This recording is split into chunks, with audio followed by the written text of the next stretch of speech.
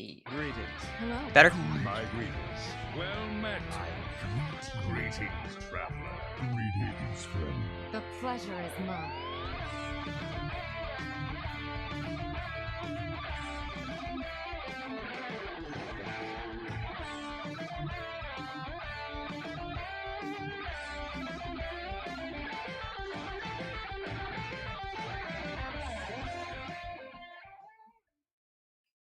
Alright, I'm looking at the levels to see how I sound. I sound fine. Recording sounds fine. It's a little low on my end. The intro did not blow out your ears over there? No. It Okay, was much better. good. I'm glad. Okay. Oh, you messaged me and said that's loud. 4 seamless cuts. We're going to just mark it down here. We're going to make some really seamless cuts. No one will ever know. Welcome to episode 285 of Concede, a Hearthstone podcast dedicated to making the competitive side of the game more accessible to you. It is Thursday, April 1st in the evening. No April Fool's jokes allowed on this show. Don't worry. From Gadsden, New York, it is me, Ridiculous Hat. From Karazhan, California, we've got Butticus. Yo. From Nomergon, Ohio, we've got Elvice. Hello. Hello. It worked. I heard you the first time. That's amazing. It's the old mics. There we go. All right. That must be it. Anyways. And Concede was supported directly by you, the listener. If you'd like to find out how you can support us and receive rewards in return, head to patreon.com/Concede. You can also support us by leaving an iTunes review. Totally free. Really helps other people find the show. Big thanks to our new patrons, Adam P., and another new producer, Lucky. Lucky, thank you so much for your support. You're great. We've known you for a long time. Appreciate helping the show out. We are once again blown away by all the producers, and all the patrons, and all the listeners, and all the people. So thank you all. And thank you to those that have left reviews, because we were totally going to do a bonus episode 2 weeks ago, then we didn't. That was my fault. Then we didn't last week. I don't know whose fault that was. I don't think that anyone's to blame, but we didn't do it. We're going to do one. We're going to do one for April that'll count for March, then we'll do another one for April that will count for April. We'll figure it out. Appreciate you all supporting us. Same way I'm handling coachings from March. Yeah, well, March coachings, everyone just wanted to play with the new toys anyway, so I did a classic coaching, and that was awesome, because Shaman is actually good, because you play burn spells, and burn spells are good. But everybody that wanted to play Standard, nobody really wanted to play March Standard, everyone wanted to play April Standard, so I'm doing a bunch of double sessions. Yeah. So, Edelweiss, you're in a different place, and Sure. things happen. How's life and ladder? Well, I got my second dose of the vaccine on March 26th, and it kicked my ass, but I'm feeling pretty good now, much safer, so I'm gonna get to see my grandmother for the first time in, like, over a year for Easter. Hooray! And, yeah, I'm very excited. I stopped in Cleveland on my way to my grandmother because I didn't want to do the full drive all at once. So I'm gonna head over to her on Friday, do a sort of long weekend situation, stop back in Cleveland on the way, and then back to Philly on Wednesday or Thursday next week. So Nice. Pfizer or Moderna? Pfizer. Team Pfizer, let's go! Yeah. Yeah, let's go, because I got my first dose on Wednesday. Also, Team Pfizer. So I am not looking forward to that second dose. I took the day off and the day off after. But yeah, family stuff. I just thought about that. I have not seen my parents since 2019. So, it's 2 years after that now. Maybe I should go see them. Yeah, I would say if they're also vaccinated. Yes. Time is now. How's Hearthstone? Hearthstone is great, although I'm still trying to finish up Divinity. However, there's been so much to try. And I've made the most warrior decks because people aren't really doing much with warrior, and I feel like there's a lot to be explored. It's gotta figure out its identity in a post-skipper world, and that's gonna be unusual. Taunt warrior was way better than I expected. I don't even corrupt clowns. I just play 3 massive taunts. But the getting to make a copy while hand buffing. It's really a hand buff deck that happens to have taunts for the defense. And because it happens to be taunts that have the summon a copy of this effect. So it's basically just like you make these massive minions that copy themselves, and you can do that a few times, and usually one board of 13 clowns is good enough, even if you're You only don't summoning say. 3 of them. Yeah. Is running Overlord Runthak? Overlord Runthak. So it's got a rush package of like Runthak, the new warrior legendary with rush, Rokara? Rokara, She's very good. and I'm sure you have Conditioning, the warrior hand buff spell. yep, that one, and Oh, and the 3-mana War Maul one. Challengers. Oh. War Maul Challengers are amazing. Very good with Rokara. Both with hand buffs and with Rokara. So it's a fun little synergistic deck. Also been doing a lot of kind of control warriors. That's been tricky to figure out the right direction and the proper amount of threats. But I built a version that was pretty fun that had like Alex, Gromosh, Baron Geddon, and so you just have so many weapons in Warrior now that you usually are able to get in a lot of face damage that way and just like control the board, whittle people down, and then finish them with those top end threats. Talon is in like most of my decks, and we'll talk about that more later. But I was very tempted to put in Cairn just for the nostalgia. Is Cairn in Standard? I don't think so. It is. It is? As a 5/5. 5/5 that summons a 5/5. Which looks weird. I still can't keep track of what's actually in Standard. But well, that's the funny thing, right? So early in the format, not only are you trying to figure out what cards to play around, you're also I'm still trying to figure out what cards to play for. yeah, Like, there's been plenty of times where I felt like either me or my opponents were trying to discover a polymorph, and you can't. yeah, You're not getting unlucky. You just can't get a polymorph. it's have to not, get it's not devolving. legal. I played an Idol of Yasharaj against a Demon Hunter, and I was sweating Consume Magic, and then I was like, wait a second. They don't do Nope. that anymore. Yeah, and it's really a bigger deal that it doesn't come off of studies, because you can't studies into Sigil of Silence. Oh, because it doesn't have Outcast. Yep. Yeah. Also, that takes a turn. So it wouldn't have stopped the Apotheosis I then put on my 10/10 I'm set. waiting for. I mean, maybe the meta just isn't ripe for it, but I'm waiting for an aggro deck that just jams double Sigil of Silence and is like, haha, taunts. Yeah, though Demon Hunter historically has not had too many issues with taunts, and Kane is still in Standard. No, but the silence is pretty relevant against the paladins and things right now. Sure, but those paladins also, if you give paladin an extra turn to wait, they usually do things with that turn. They're pretty proactive these days. But yeah, Bodicus, how about you? How's life and ladder, buddy? So my vaccine is scheduled for Tuesday next week. Doing one of the one-shot ones. Oh, Johnson and Johnson. Yes. Yes. So, thankfully, my mom was just able to register me because her whole work's getting it done through a thing. So that'll be good. And even though for me it doesn't really change anything, but I'll be vaccinated, so that getting vaccinated is good.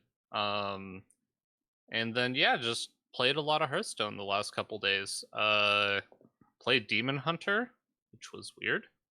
I felt like Lifesteal DH seemed to line up with a lot of the stuff I was playing against, and I thought it was pretty powerful, but then I got Deck of Lunacy a couple times, and that felt really bad. So started playing that, and it felt worse because I was winning a lot. I was winning a lot with that deck. And you don't even need Deck of Lunacy to win with that deck. That deck is just fine without that card. No, there were plenty of times where I felt, or you could clear a board, and then you just Mask a Cthulhu them twice, and then they just die because burn, because they lost all their life. Yeah, and so that is often how people die. Yeah, when they have no more life, they're often dead. So Yeah, I mean, we'll talk about that a bit, but so played that. I think the first thing I got really excited about is I was playing a rogue deck that, and I felt like I was the bad guy because at one point I had 6 pen flingers in hand because I was doing rogue things. Potion evolution. Yeah. And then I 6? challenged. Do you say 6? Yeah, That. yeah, it was good. For whom? So, so I won that game, and then I told Steve that in his chat when he was streaming, and challenged him to a friend request because I had a friend request quest, and we always have some fun games. So I played that deck, and he played this priest deck because Steve, and I instantly asked him for the deck list and began playing that because he was rallying back some Sethic Veil Weavers and Blood Weavers, and yeah, that was had a lot of fun playing that, but it also didn't just wasn't really feeling like it could line up with the things I was playing against. Like I kept losing to it felt great against Paladin, which I think is good because Paladin is super good, but then you just can't win ever against Control Warlock. You have to get so incredibly lucky to beat Control Warlock. It's incredible. So yeah, just kind of trying a whole bunch of stuff. Played a bit of Hunter, which unfortunately didn't feel too great, but I think that's going to take a while to figure out because all of their class defining cards are gone. Animal Companion, Unleash the Hounds, and Kill Command, Eagle and Horn Bow. yeah, all of those cards are Yeah. just gone. But oh man, last week before the patch came out, playing with Starving Buzzard and Unleash the Hounds in Standard was so disgusting. Oh, it's you could filthy. win so Absolutely. many games. So many games just ended in absurd fashion that you had no business winning because you draw 8 cards off the Starving Buzzard. Oh, I was surprised, once the tech came out, to do better with Spell Hunter, with Yogg Load, than with other things. I think because in some ways it's easier to build since you have more of a restriction. You kind of put it together more tightly. There's not as much flexibility. Whereas the Dire Frenzy stuff, one, I'm not sure if it's there, and even if it is, you're not quite sure what packages to do yet, what the finishers should be. So I feel like that needs more refinement. But Yogg Load, Kolkar Pack Runner is great. Some of the new chief spells are amazing. So it feels like you've got the board clears and playing what was it, the thing that summons the 3/3 for every secret? Petting Zoo. Petting Zoo, like you murder some people with Petting Zoo. just getting out an early secret weapon and going off with that feels really nice. Yeah. And keep in mind as we talk, today is Thursday the 1st. The set has been out for about 48 hours. I'm accounting for the 8 hours where people couldn't really play. What we're talking about today will be outdated by the time you hear this. If you were listening live, if you were listening live in Twitch chat, it's probably outdated already as well. Just because things are moving so fast and there are significant evolutions. Because we're talking about Hunter kind of struggling to find things, but also like Firebat tweeted us earlier today where he's top 100 with a Face Hunter. It's nobody knows anything yet.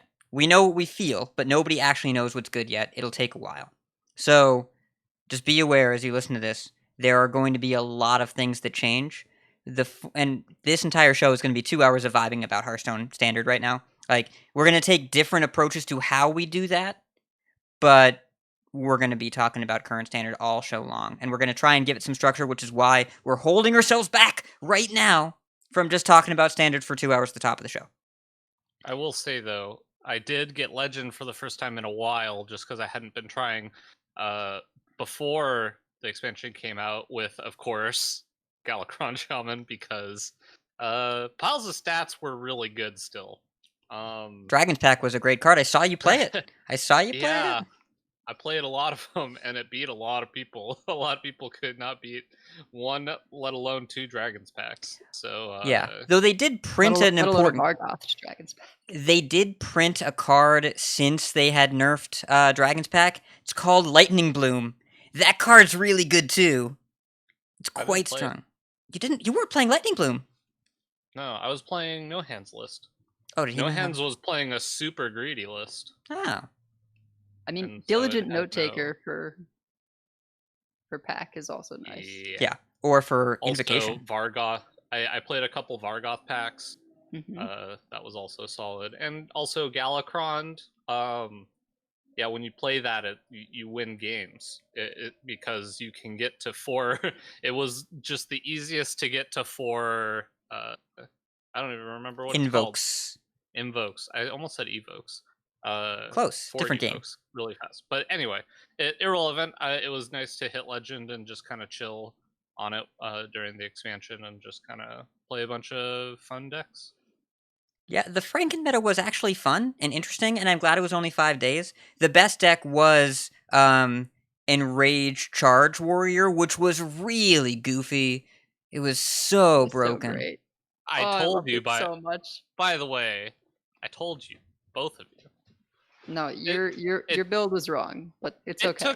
It took less than 10 or less than 15 minutes, and I even started dinner. I started dinner, I built the deck, and instantly I just killed my paladin opponent with with a 16 with 2 16 power charging whatever that Magtheridons. Magtheridons. That does not mean that you wouldn't have killed him faster with Crab Rider. But it does mean that's awesome. That's what it means. And it was way more stylish. Yeah. I was going for style points. It's I have to imagine you are probably the first person ever to kill someone from 30 with Magtheridon. I bet you're the first person. Probably. Maybe. I'm sure I'm not the only one with that had that idea. And I'm sure it took other people longer because as soon as I did it once, I was like, well, that's not going to happen again. I better just quit while I'm ahead. Or you let the meta survive without the meta breaker. You said yeah. we must close Pandora's box. Human eyes were not meant to glimpse the Ark of the Covenant, whatever you want to say. But yeah, I enjoyed Reversion Standard a lot. I don't remember if I talked about this last week, but I also enjoyed Reversion Wild a ton.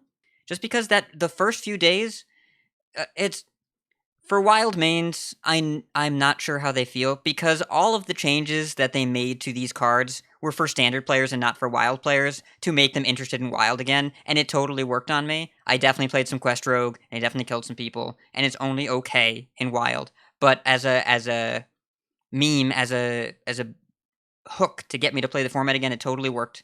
And I played Even Paladin versus Odd Paladin again, and it felt like traveling through time. It was a very strange feeling. I killed someone with a Blessing of Kings to Corpse Taker 2 turns after I played Tarim. Yeah, spicy.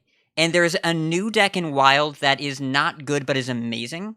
It's Buzzard Beast Hunter, where you play Snow Flipper Penguins, Alley Cats, and Wolpertingers and Corridor Creepers.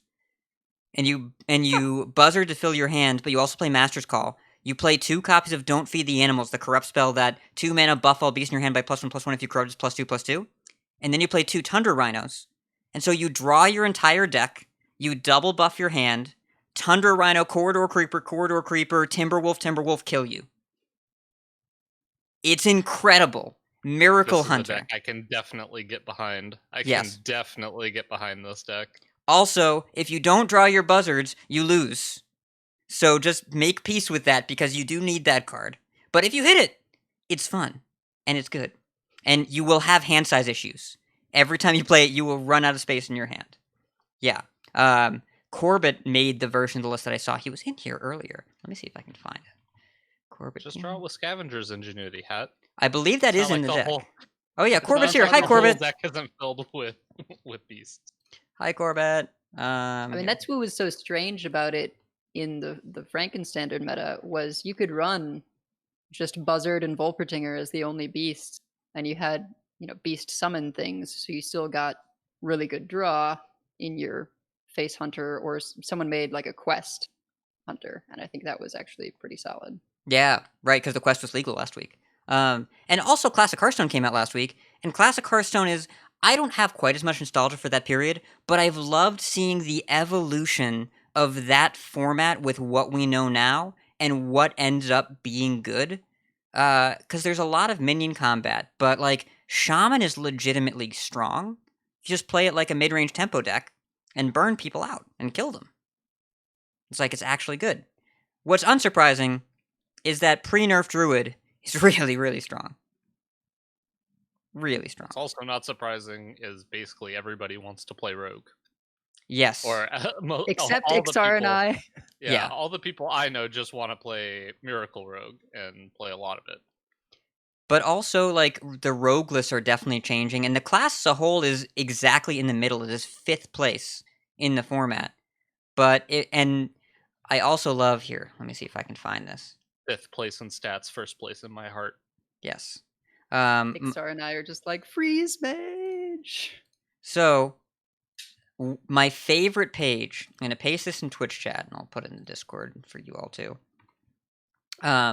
So the way the leaderboards work is that at the top of the page, I'm used to it just saying top 200 for standard, but at the top of the page, the number for top X populates based on how many people are actually in Legend. So Classic on the America server for last month has a top 13 leaderboard because only 13 people made Classic Legend.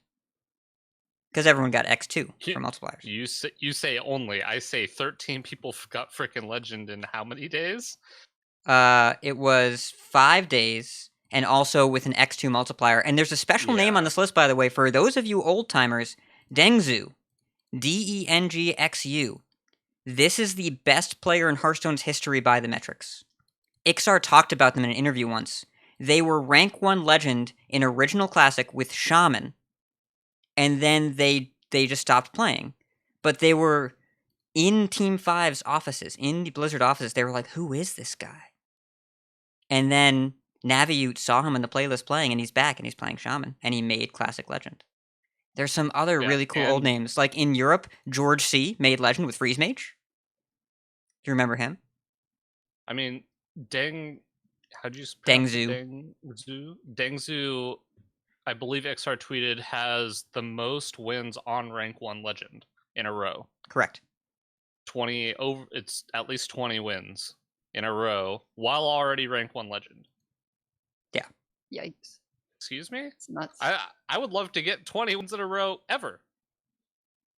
Yeah, it's some crazy number. Like Dengzu was talked about in interviews by Dean as being this killer player, and he's just back. And what I really was impressed by, I tweeted about this a little bit last week, the incredibly coordinated push for 20.0 to bring people back into the game has been so successful from what I can tell. It's their litany at Blizzard about there's never been a better time to play Hearthstone. They released 20.0. It's a really nice fit and finish patch, like the little polishes that we talked about last week, along with Classic Mode, which is probably way more successful than they envisioned, because it was all anyone was talking about last week, along with the reversions, along with the shower of free golden core set cards, which turned out to be a blessing and a curse. We'll get to that in a minute.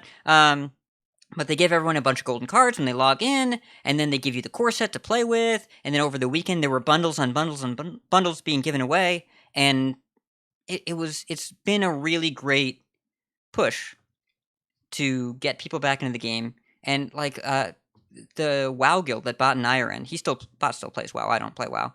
These are all guys that kind of play. kind of more than I do. You have it installed. They're all people that I met through THL that played Hearthstone years ago in Classic through like Ungoro or maybe even a little bit later, and they left Hearthstone for years, and they came back, and they've all been playing Hearthstone all week. And like, hey, maybe with my Stimmy, I'm gonna buy a pre-order bundle. Hey, maybe I'm gonna buy some packs. And just anecdotally seeing that difference, there are a lot of Magic friends that I have that got into Hearthstone when it first came out on iPad that are now getting back into the game, logging in again. I'm seeing them on my friends list. It seems like the effort to get people to try Hearthstone again and give it another chance has been really successful from what I can tell. It's also nice to have a day one release that, while they're there are definitely outliers, I would say. I think it was still a very successful day one, where I don't know that anything. I don't know that anything felt as oppressive as, say, uh, like day one Demon Hunter, obviously, and Metadynamics yeah, were not deeply flawed. There were day one problems we'll talk about in a second. yeah, of course. But also seeing Reynad play Hearthstone again, it tickled some deep part of my emotional core that I was not expecting. He complained about Knife Juggler RNG and getting stream sniped, and I'm like, what year is it? What's going on? It's my good friend Tim Clark wrote an article about Reynad's return, and it is totally a moment in time.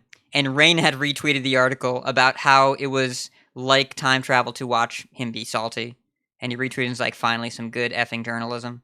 Classic Rainad. I'll put that in the show notes and share that with you all. But yeah, it's just something about the nostalgia was really really great. So the first day though of Barrens was not without some problems. Why don't we jump in the news? Gadgets and Gazette always gets the scoop. All right, so tons of news, obviously. Just the fact that the set's out, everybody's playing, having a pretty good time. Unfortunately, there were a few issues that occurred, and so we have linked in the show notes a list of known issues, aka just a bunch of bugs that were unfortunately occurring. Some of the major ones, ranked was a bit messed up on launch day for about 8 hours, which has been fixed by now, but yeah, apparently the golden core cards were causing issues that were not allowing people to queue games of standard. Well, of any mode with them. If you tried to start any game mode with a golden core card in your deck, it just said, "Cannot start the game, please try again later." And if you had a golden core card in your duels deck or arena deck, you couldn't retire the run and you couldn't play either, you were just stuck. So, Classic worked because Classic didn't have any core cards. Battlegrounds worked, but I don't know what happened if you got like the new card in Battlegrounds was Barrens card. So you could do BGs, but you weren't able to queue any constructed mode with a golden core card in it. And if your opponent had one, it would also cause the game to fail. And that's kind of rough for launch day of just not being able to play unless you closely watch the socials. And even then, the workaround was inconsistent. Yeah, because I felt like there were a few decks that I made where I would get that error and then I would queue a couple more times and then it would work all of a sudden. So maybe that was the case where my opponents that I was queuing against had the golden cards. And it wasn't every golden core card either. Some of them worked fine, and some of them didn't. And we don't know what it was, but they figured it out. It just took them about 8 hours. Right. So, I was kind of talking about this a bit last week. I was hopeful that that it was going to be a more smooth launch, but unfortunately things happen, and I think it can come off that we go a little easy on Team 5 sometimes on the show, but so like people are human, so I don't really see a reason to go in hard and that all of this should have been fixed. Like ideally, yes, this wouldn't have happened, but it did happen and they fixed it, so I don't really see a reason why we can't move on Well, from it. go ahead. Largest patch ever, or like largest release ever. I don't know. I expected something to be wrong. I'm sure the people who it affected most probably were the people who were not tuned in to socials and everything, because you just wouldn't have known to take out your golden core cards, and also probably the lower down the ladder you are, the more likely people are not going to know to take out the golden core cards. until you get low enough that people don't have golden core cards, and then maybe Yeah, I mean you're it's fine. I don't it's know. day one and on launch. The issue is it's day one on launch and people press play and they couldn't play the game, and that's Yeah. It is obviously devastating for Team 5. I am certain that the engineers did not want this to happen. Nobody wanted this to happen. Everyone wanted it to be smooth. There were other issues on launch too. Classic packs were supposed to switch over on the 30th to include the Hall of Famed cards, have them back in the packs, and not the new replacement cards like your Natalie Selines and whatever. That didn't happen. Also, the communication around that was a little unclear, so they compensated some people for it. If you opened any of the cards that weren't supposed to be in packs since Thursday, then they just gave you the dust value of a full refund and let you keep the card. But also, like, at the top packs at launch in the store was Madness of the Darkmoon Fair. That was the first pack listed. And Yeah, that was weird. They changed it and they fixed it, but there were some tweets of people saying, hey, I bought 50 of the wrong pack. And customer service, if you don't open the packs, they can swap them for you, right? They can refund them and credit you, whatever. I'm not here to say, how did they not test this? They definitely tested it. There were issues with test versus production. I am here to say that the volume of things going on day one seemed... I am sure they will change their processes a little bit because of what happened, and I think that there are some things they probably need to change. COVID is hard on people. I'm sure they did the best they could, but if anyone is frustrated by buying the wrong packs, or not being able to queue, or opening classic packs because they thought the contents were different when they weren't different, if anyone is frustrated by that, I think it is a reasonable frustration. I think the players are justified in being upset about the consequences. It doesn't mean that Team 5 is bad at their jobs. It doesn't mean that they should have done something different, but it does mean that people are upset, and that feeling of being upset is reasonable and rational. I kind of feel like, in some sense, they got penalized already from what happened, right? Like, they did, and we're not here to their apply punishment punitive anyway. consequences to them externally, like, Right. we're not here to finger wag. I'm sure they're aware that things should have gone better and they needed to do it a little differently. But also I'm here to reinforce that even though huge patch, net positive by a large margin, really enjoying the game right now, really happy with the changes, people shouldn't be in a position to feel this frustrated on the first day. I don't know if there's a way to fix it, but I don't know if it had to be this bad either. So, I don't know.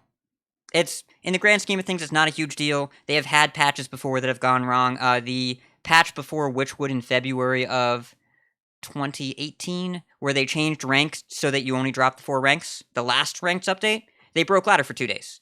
So, like, that happened too. And people kept playing the game. This was it was a poorly timed issue with a really big release where they were hoping to capture all the excitement on day one without there being an asterisk. And unfortunately, there was an asterisk for a while. However, I started streaming at 10 o'clock that night, and they hotfixed the servers at 9:45, so I was fine. I thought it was not a big deal at all. I mean, to some extent, I was fine as well, just in the sense that I started a little bit later than everyone else. I started with opening my packs from gold, which was still like 123 packs from gold. And I did a whole bunch of just like going through my collection, crafting stuff, making decks, and by the time I actually went to hit the play button, people had the information that you can maximize your chances by removing the golden core cards from your decks. And at that point, it was fine. Like, we'd get the message sometimes, requeue, and eventually get into a game. Yeah, I also did not get off work until a little after 4 that day. So by the time I got home and opened packs, and for the first time I looked at my gold, I had 5 digits of gold, which is definitely a new high for me. Yeah. By the time I got all that done and made some decks, I think I ran into the queue bug once or twice and then didn't notice it for the rest of the day. So Yep. Also, unfortunate for the people that wanted to play right away that really got in there right away, but this is why I always hopefully request they were off the still able to next play a day. bit. I always take off Sure. the next day, and I always start streaming at night. First, to hoard deck lists that other people have come up with in the first 8 hours. But second, dodging server issues, clutch, vital, very important. Strongly recommended. Yeah, so if you were affected by any of the bugs with the classic packs, you will have been refunded a bunch of dust. I know I got refunded 80, and a friend of mine got refunded 8,000. So there's That's a bit more. of dust to be had for some people. Yes, it was a lot. And unfortunately, there are still a few issues going on. Sparkjoy cheat is still bugged. Grave Runes is still bugged. Thrall Totem still bugged. That's oh man. It's still the I funniest don't bug. actually know. I don't know what the other. What is the Sparkjoy bug?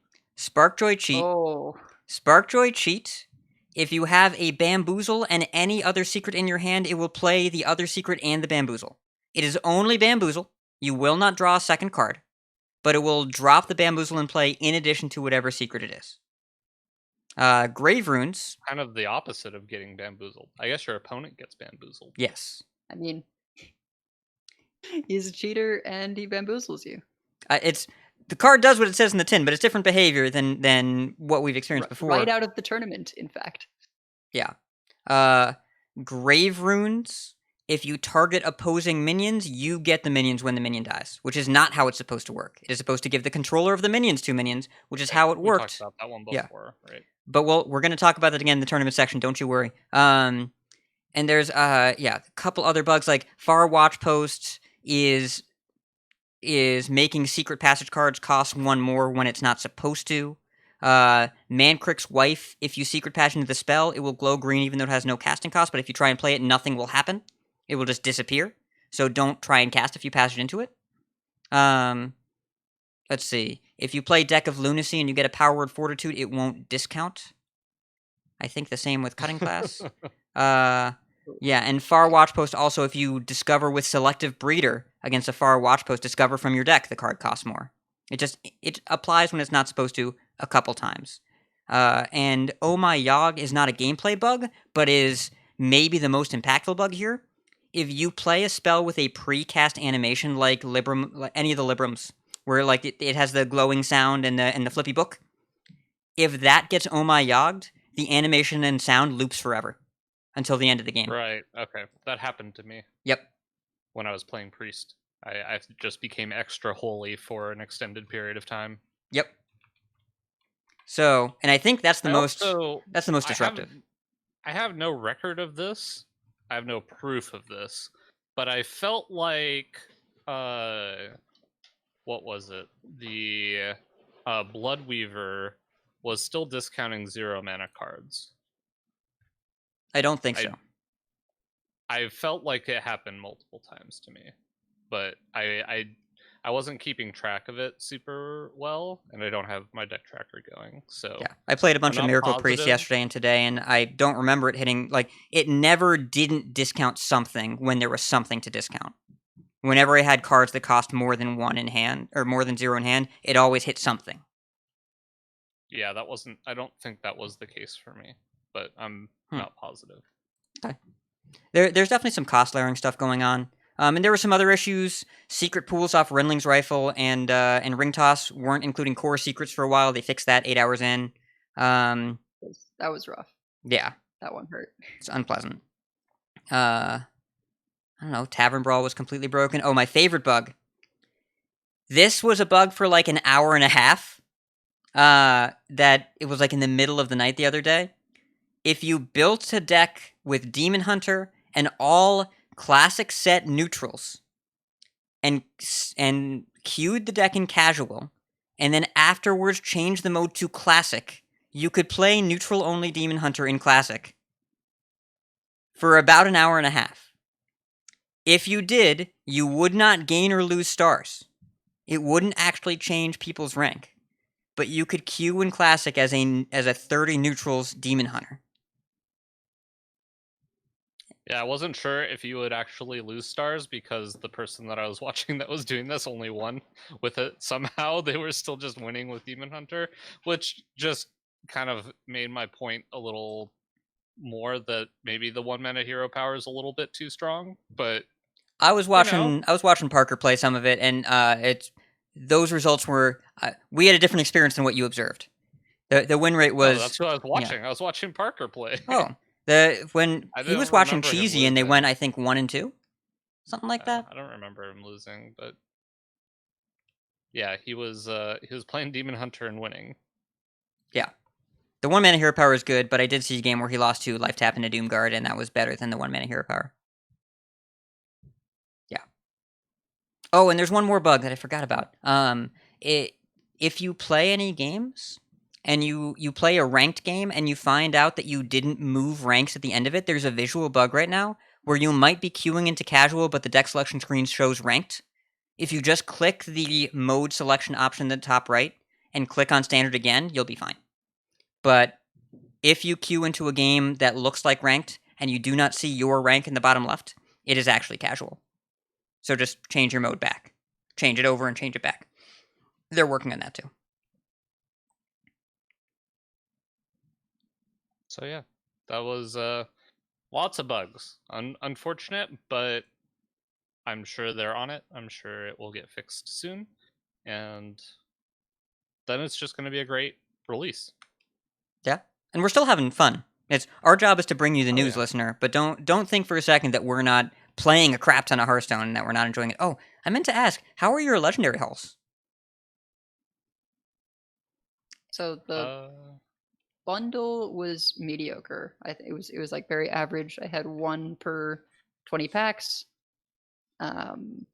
and half of those were the priest legendaries. So post bundle, I was feeling pretty trolled by the game because I have not played priest really. It's not interested in priest. You should try Miracle Priest is the dope. Miracle. You should try the Miracle Priest. You like Rogue Yeah, enough where I think I'm you sure. would enjoy it. Yeah, I'm sure I will enjoy that. But Also, I severely underestimated that priest. The 4-mana priest legendary. Zyrella? That card is a Zyrella's house. insane. Zyrella's That card is bonkers. completely well, bonkers. and the spell-based Reno is also quite good. The 4-drop. Oh, Void Flare? Yeah. I have seen fewer Void Flayers than I have seen Zyrellas. But Void Flare doesn't seem bad to me. But Zyrella I don't even know what seems that card does. 4-mana 3/4 for each spell in your hand when you play it, you shoot a missile.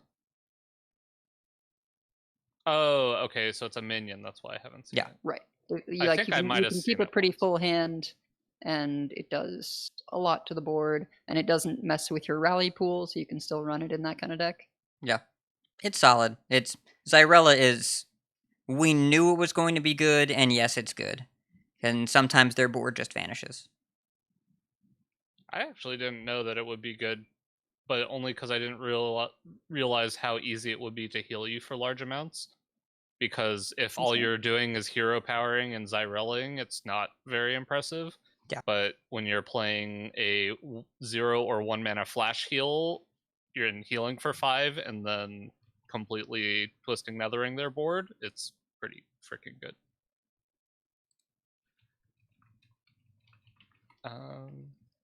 Is there anything else we wanted to cover in news before we go into a very, very short tournament section? It won't be as short as you think. But yeah, we really just want to vibe about the set, so we're going to get to that as quickly as possible. But tournaments, I'm not trying to start a debate, but there's going to be one. It's the Grand Tournament!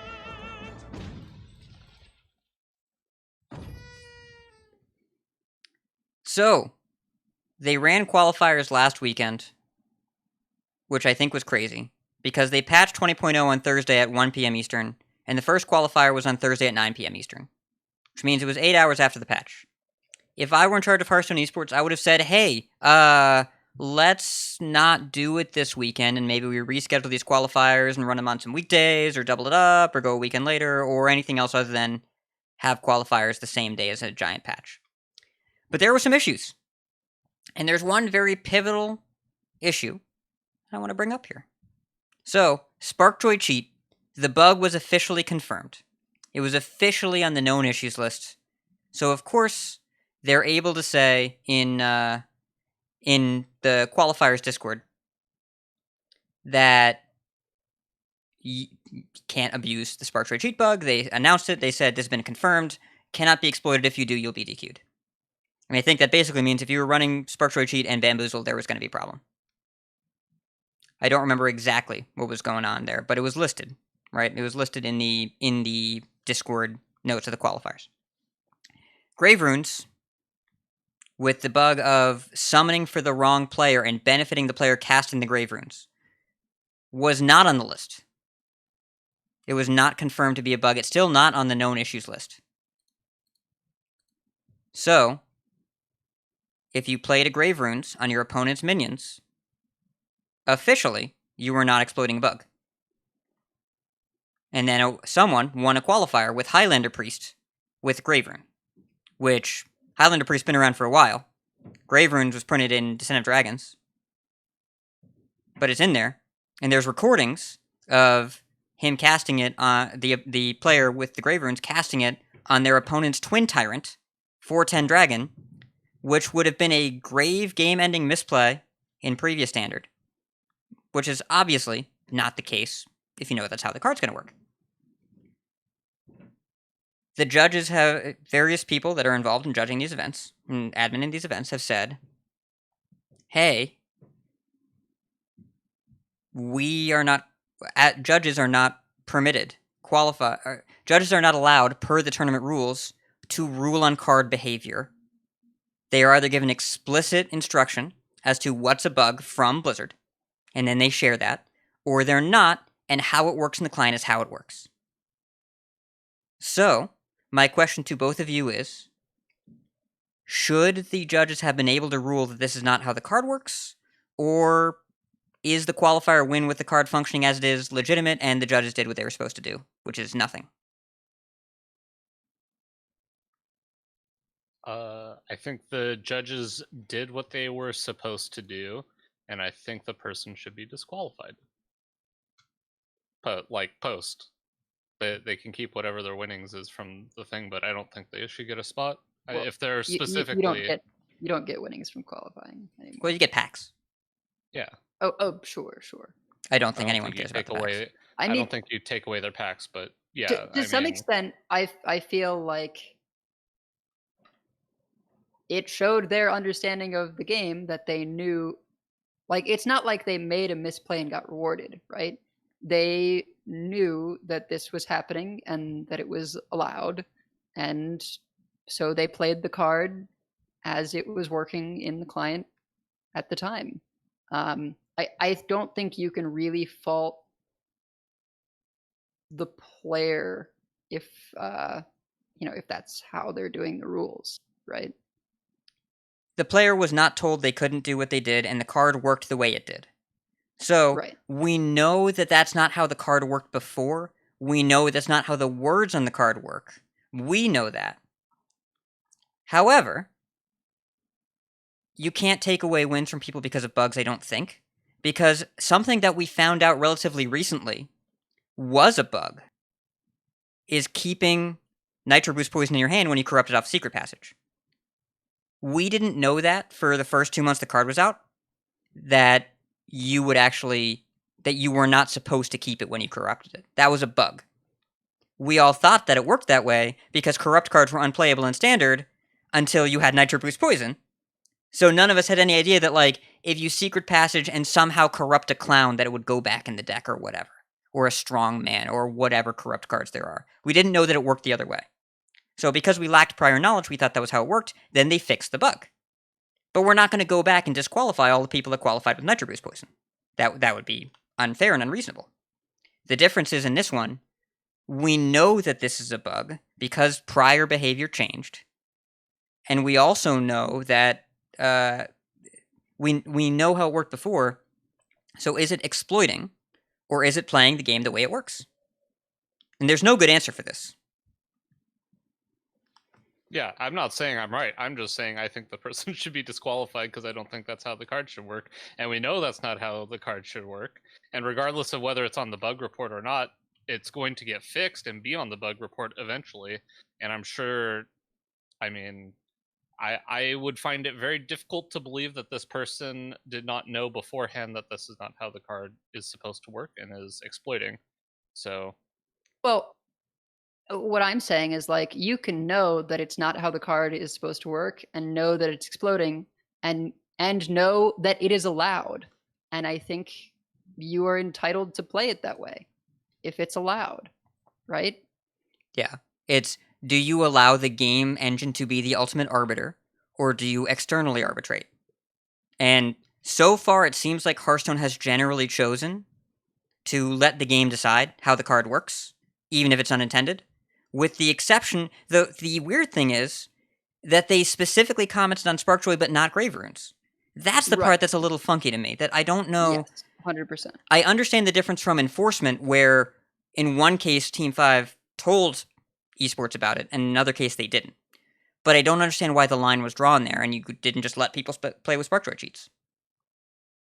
Yeah, I mean, I think on the one hand, you don't necessarily run Bamboozle in your secret rogue anyway.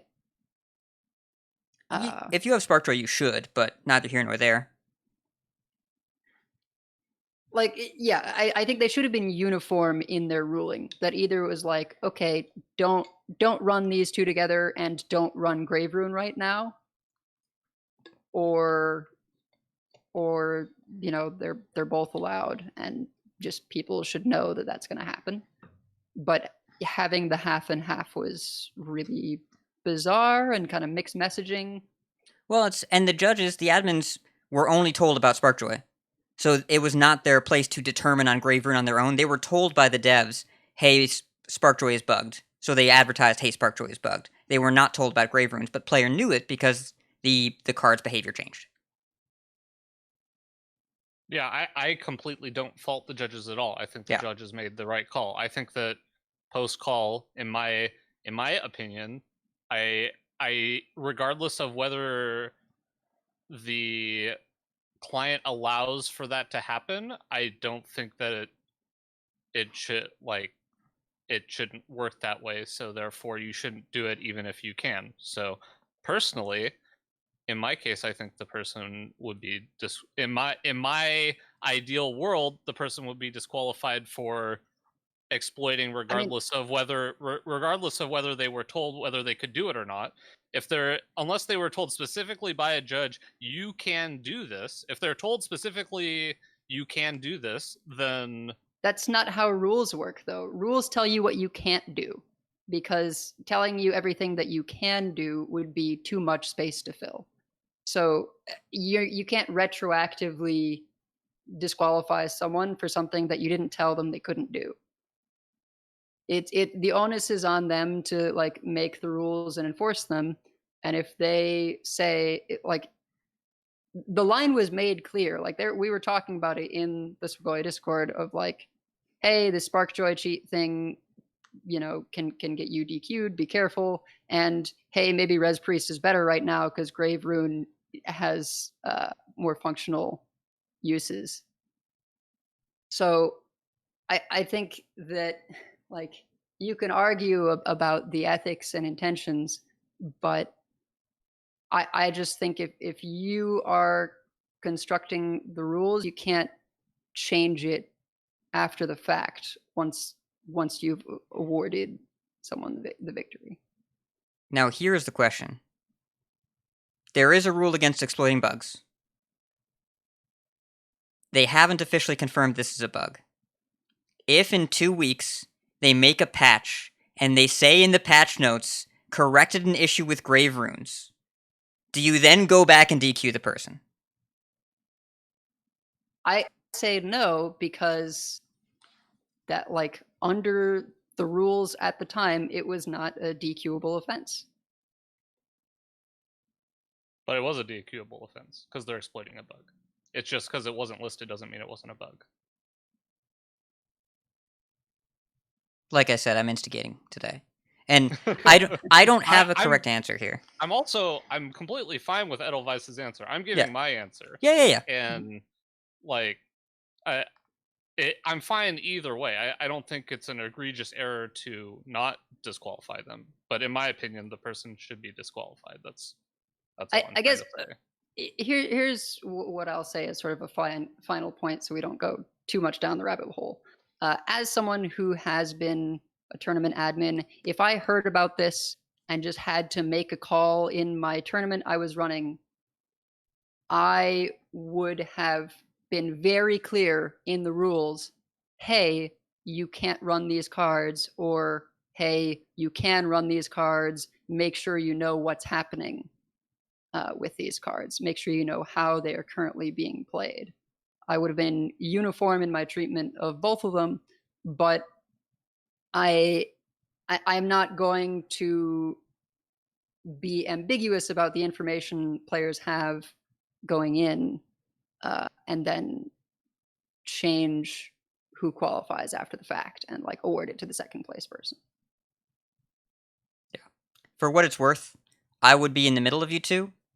I would, if I were the judges, if the rules were different than they are, and again, Hearthstone, the structure is the judges cannot rule at all on how cards work, which I think is a good rule, because the ESL admins, when they first came on, couldn't figure out how Conquest worked, so I'm not going to have them rule on cards, because I don't think that'd be a good idea. With that being said, if I was the tournament admin, and I was me as a person, and I knew how the cards worked, I would say, yo, you can play Grave Rune. If I get video proof of you casting it on your opponent's minions, I'm DQing you. Because... I mean, that's another approach. As long as you're clear up front. And if I found out about it in the middle of the tournament, if it had been 3 rounds, I'd say, from round 4 forward, if you do this, I'll DQ you. But that's not what they did. They let it happen. It was brought to the admin's attention. Admin said, hey, we can't make adjudication on how a card's supposed to work. And that was it. So there are a bunch of choices that were made. I don't know if any of them were right or wrong, but what ended up happening is that a Highlander Priest player won a qualifier by grave ruining their opponent's minions. And I don't know if anybody made the wrong call, but it doesn't feel right. And I don't know if there's a better way to navigate that, but this feeling leads me to believe that something should have been different and something could be different. And that's all. That's where I land. But that's a bummer of a conversation, and I'd rather talk about Forge and the Barrens standard, so why don't we go do that?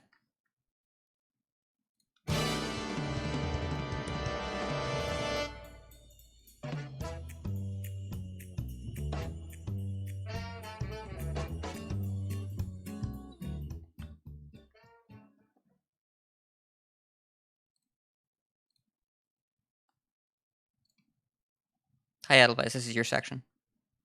Yeah, sorry. Still just thinking about that stuff. Yeah, I got in your brain, because I know that this tickles the exact center of all the things you do in games.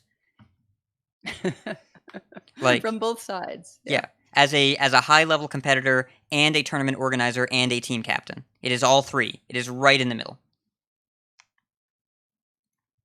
Well, anyway, we talked a little bit earlier about how we did on pack openings. I mentioned my pre-order wasn't great, but then my averages flipped around, and I had so much dust regardless that I just crafted every legendary for the Diamond BrewCon. So how are the two of you doing on collections right now? Oh, I opened 281 packs. I'm all good. I'm all set. I got both pre-orders and the Tavern Pass, and I bought 135 packs with gold. And I missed on 2 legendaries, Zyrella and Guff, and I made them both and got my Diamond BrewCon. Also, I don't know if we talked about it yet. The Diamond cards in Client look rad. Really, really cool, in my opinion. They look about the same to me. I'm playing one because I didn't open up enough packs to get all the cards I want. I have dust saved up, so if I want to craft cards, I can, but I have the cards for the decks that I'm currently playing, so yeah, I don't actually know what I opened. All I remember is that when I had 69 packs left, I opened a Kazakus, and that was nice. Nice. Very nice.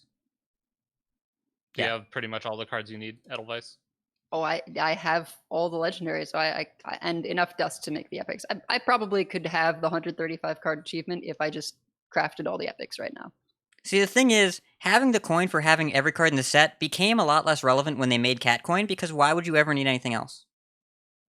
Oh, I have Horde Coin, actually. But you're using Cat Coin, right?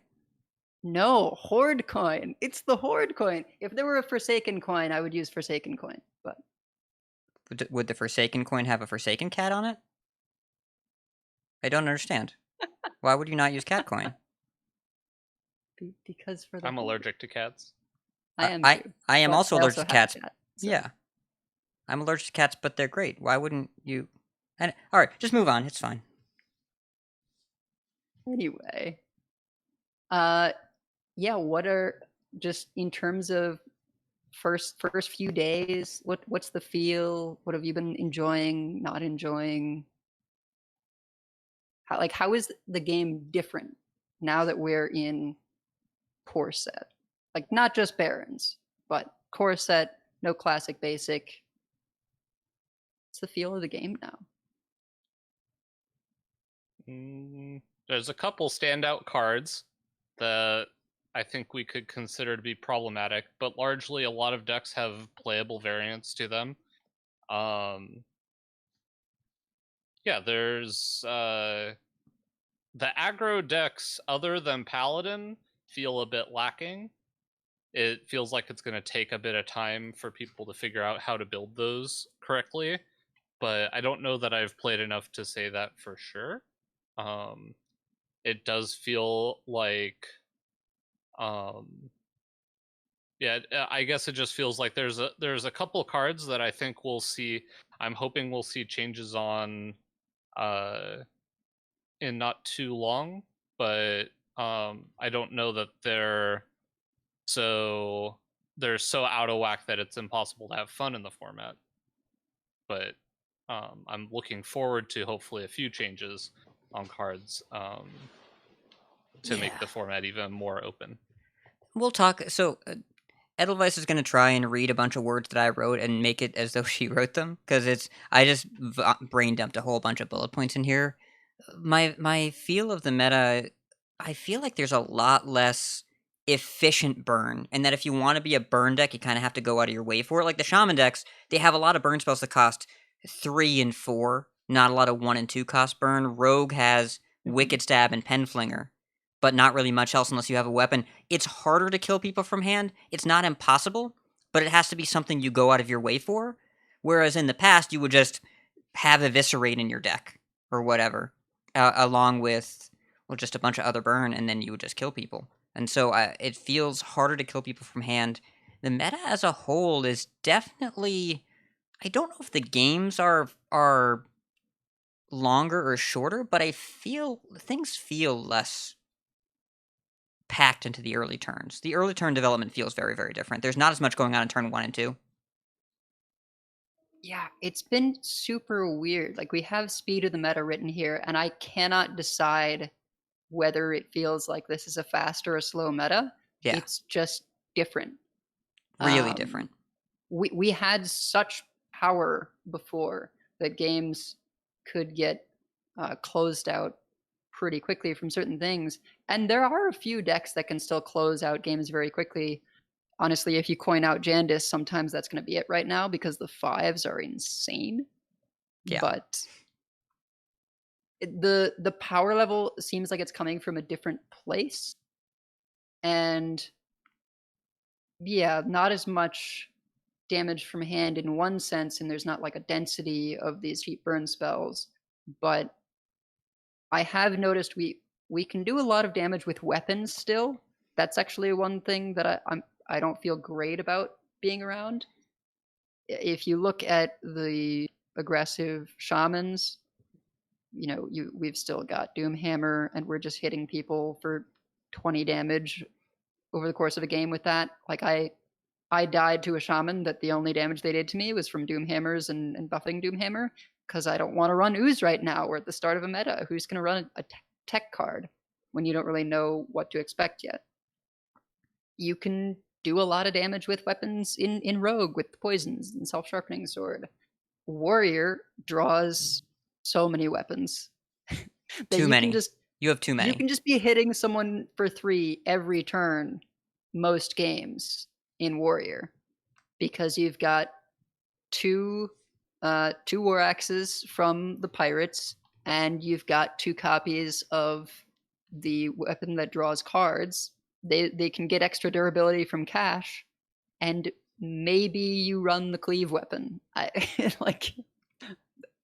Yeah, I've seen a lot of it's a warriors ton of damage. with Gnarg, Sword Eater, and Outrider's Axe, where you run all 3 of those, and that's 6 weapons, and you will absolutely draw Gnarg the turn you play Sword Eater. Like that's how it always happens.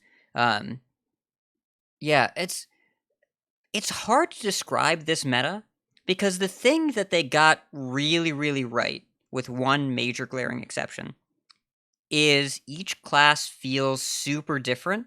Class identity is really well represented right now, whereas every class feels different. A mage feels like a mage, a rogue feels like a rogue. If you play Death Rattle Demon Hunter, I know you won't believe me, but it still feels like Demon Hunter. You still play weapons and you hit them in the face, and you still draw a bunch of cards, and you're still green and angry and whatever. It still feels Demon Hunter-y. It's just not, Antagon into Skull or whatever. I would say right now the meta feels swingy, and not swingy in the sense of all of a sudden you're dead from hand. All of a sudden one player has an insurmountable advantage, is what I'd say. But then sometimes that insurmountable advantage, you go Samuro Apotheosis, or you play Zyrella, those are both priest cards, whatever, or Twisting Nether, or whatever. I don't know if there are too many insurmountable advantages that are completely unstoppable, but there are a few that you recognize, hey, this game is over now. And some of those really, really swingy cards are 2-drops. A lot of them are 2-drops. And they unfortunately have mulligan win rates that remind us of a certain 2-mana prince from Knights of the Frozen Throne. Whereas the biggest issue with the format right now is that there are a bunch of Keleseths. And when I say Keleseth, listener, if you were not around for them, it means a cheap card that you build your deck around that if you draw early game dramatically changes the win rate of your deck that cannot be replicated by playing the same card later. That's what we're dealing with here. Now, they're not all exactly the same, and we're not talking about 2-3 Ankar here, or we're not talking about pre-nerf Allura, which had a win rate in the mulligan of 85%. We are not talking about that card. 85%. My goodness. That was so stupid. It's pretty bad. Yeah. But before we even get to that, well, okay, I have 2 points written down here. 1, random pools. Classic had a lot of terrible cards, and now they're not in random pools anymore. So, like, when you Font of Power, you're like, hey, these are 3 good minions. Like, it just when you randomly generate, the floor is much higher. And the second point. Yeah. Okay, go ahead. Also the spells. Yeah. Which like Runed the Orb are pretty specific.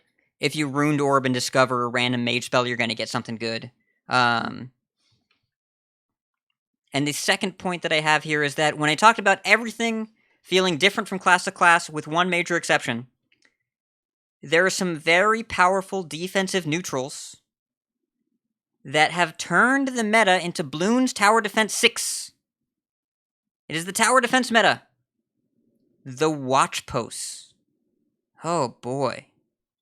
So, okay, they were definitely all over the place at first. I do see a lot fewer of them now. Well, so that's the thing, is I think, and it's obviously too early to tell, I think I might have been right, that I don't think that they're as good as people think they are, and also they have a fairly negative play experience because playing against them kind of sucks. So it's it's the worst of both worlds, where they're probably not good enough to play, and people are still playing them a lot, and it's not a great experience to play against the 2-mana Watchtower and just feel like the game gets overrun, but also there's a lot of games where you play against the 2-mana Watchtower and then the game doesn't feel very good and then you win anyway, which happens a lot. So I don't know. It's it's kind of strange.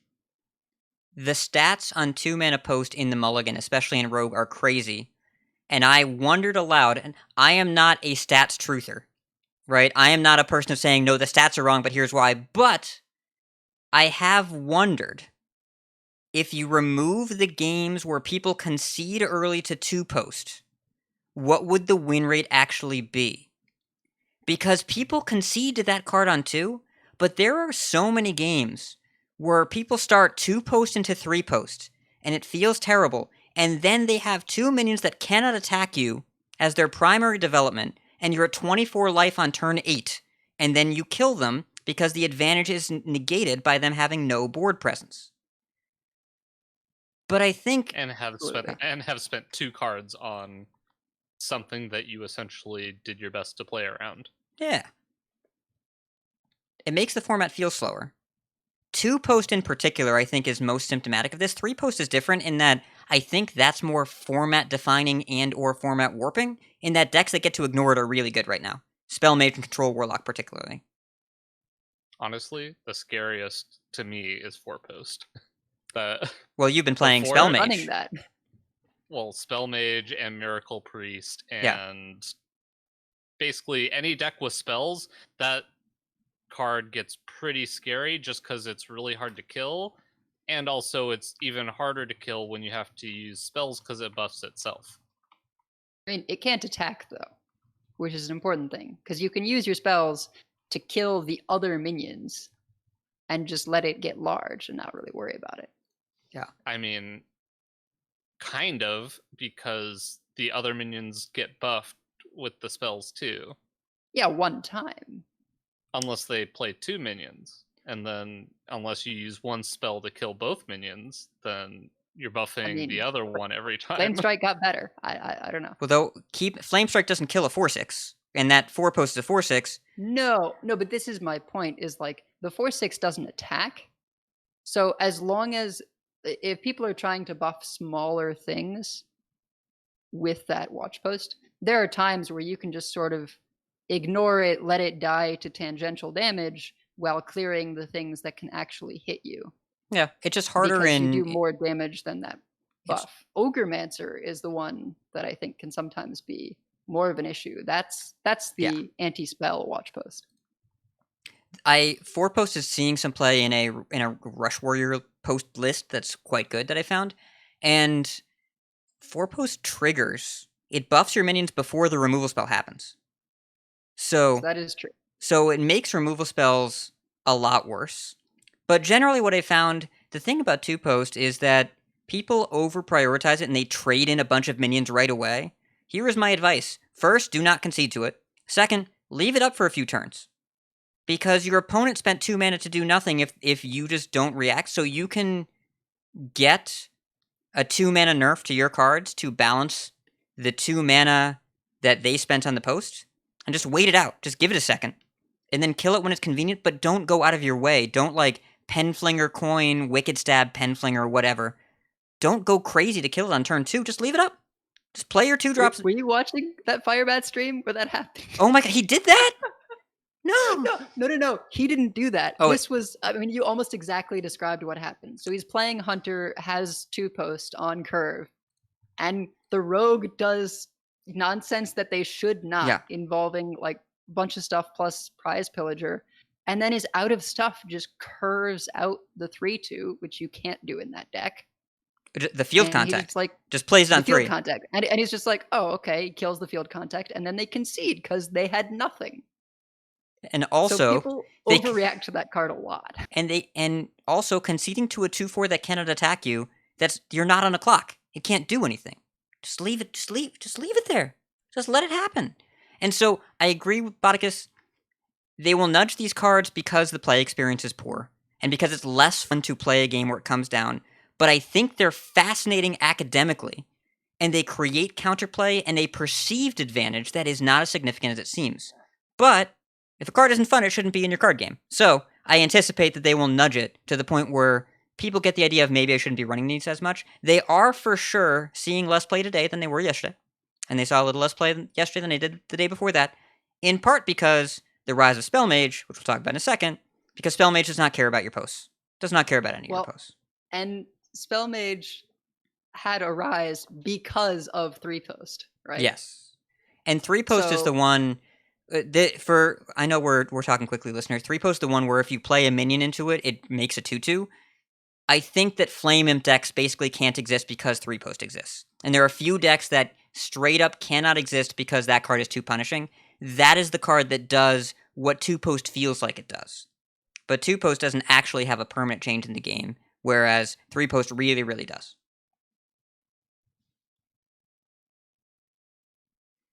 Yeah, 2-post feels like it is, in fact, better for the control decks that want you to slow things down, to just chill out, that desperately want you to overreact to the 2-post.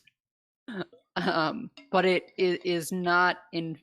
It's not just going to win the game for a tempo deck because it doesn't kill you. But 3-post has that impact on board and shoves out things that want. It was odd to create because in a time where they were really promoting minion combat, they made a thing that punishes playing minions so hard. I was trying to play some tempo warrior stuff, and I would see that come down and I'm like, I can answer that body just fine, but I'm going to give them 1 to 2 2/2s in the process. Yeah. And which makes me want to wait until I can weapon it down. But if they actually have follow-up, then I'm in trouble. The consequence of a lot of what Hearthstone has wanted to do lately is turn minions into removal with Rush. And then they make an anti-development tool that's good against Rush. So some classes can't really deal effectively with 3-post, so they just don't get to play a minion-based board development deck. An interesting side effect of this, I have seen very few animated broomsticks because it is bad both with and against 3-post. Because you don't want to rush out your minions that can't attack, and you don't want to rush into a 3-post because you give them a bunch of 2/2s in the process. It's been very bizarre in its warping and has given rise to Spellmage, and I saw some Token Druid coming back, the spell version with the Gibberlings and Fungal Fortunes. So, people are just trying to figure out what can I play to make this not a miserable experience so I don't have to worry about that card. Which is, it's cool that we're adapting, but also I wish we could not feel bad for playing our minion-based decks. I anticipate, I know we're very early on, and we're not here to say the meta isn't fun. I think we're all anticipating a nerf patch within the first 3 weeks, because they always patch within the first month. Skullomance took them 2 weeks. Dark Moon Fair took them 4, but that included American Thanksgiving. I imagine that we're going to see a patch before April 30th, which is Master's Tour Orgrimmar. And so there are some cards we're going to talk about, not these need to be nerfed right now, we're not having fun, Blizzard, fix your game. That's not what we're saying. But we're saying that we anticipate some nudges because that's what they do, and we're going to try and predict what they're doing. So, let's talk about some decks. Before we do, by the way, I'm going to edit this out. I forgot a fairly important topic in the tournament section, so after this, I'm going to pause, and then we're going to pretend we're in the tournament section. I'm going to ask you stuff, because I forgot something that was fairly important. Okay. But why don't we take a look? What are some of the big decks right now as of 10:08 p.m. Eastern Daylight Time, April 1st, Thursday, which will be super outdated by the time you hear this? Well, I defer to the two of you because I'm still in the mode where I ignore everything else and just play stuff that I'm making. Okay. Have you seen any Paladins? Okay, yes, I have seen a lot of Paladin. Okay. A few versions. Paladin, good. Paladin, very good. So, Bodicus, have you seen Secret or Libram or Secret Libram? All 3. all of the paladins are a happening. The most power. So let's see. I think the most powerful ones would be the Libra, or the ones that feel the most powerful are the small secret package, but lots of Librams and holy spell type things and penflingering people, because that's a card people are talking about. Obviously, we've kind of danced around it, but that's one of the cards I'm sure will get a lot of attention, because I think it's might be one of the, if there is a post, well, actually that gets confusing, but if there is a topic that we're talking about nerfs, I think that one might be the headliner at the moment, just because that card feels a little unfun to play against. In addition, A little. to obviously, A little. okay, a lot. Yeah, okay, it feels really bad. It's very uninteractive and not fun. It's very repetitive. But And- yes, it's very repetitive and mostly the uninteractive part where you just don't feel like you just know there's this card in hand that you are never going to be able to deal with, because your opponent is never going to leave one on the board unless they absolutely have to. But yeah, obviously the secret, I think it's just more of a fact that the decks I've been playing are better against secret paladin, and I think if minion decks were more popular, obviously the less watch posts we see, the more popular minion decks will get, but the more minion decks become popular, I think secret gets a lot better. But for now, it just seems like the penflinger versions kind of can go almost forever, and yeah, that's mostly what I've seen in terms of paladin. Haven't played it a whole ton yet, but I'm kind of interested because I think secret paladin definitely looks powerful but beatable, and I think that's where I like the format to be. Maybe slightly less powerful is okay, but I think honestly, if we see less watch posts and more minion based decks, maybe it's okay. I don't know. I just said it's also better if minion based decks are good, so maybe that doesn't make any sense.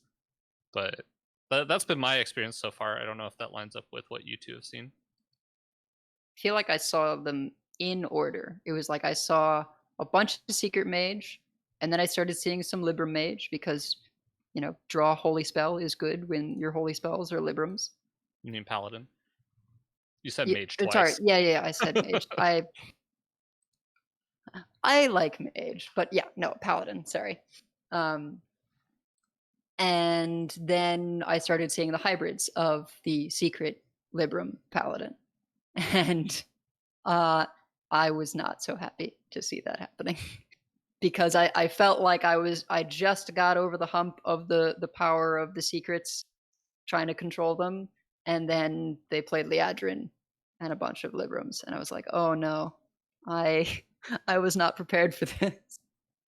Oh man, I wish I had HS replay going for the game that I beat the Libram Paladin last night, because they definitely played 2 gain 8, get an 8/8 taunt Libram.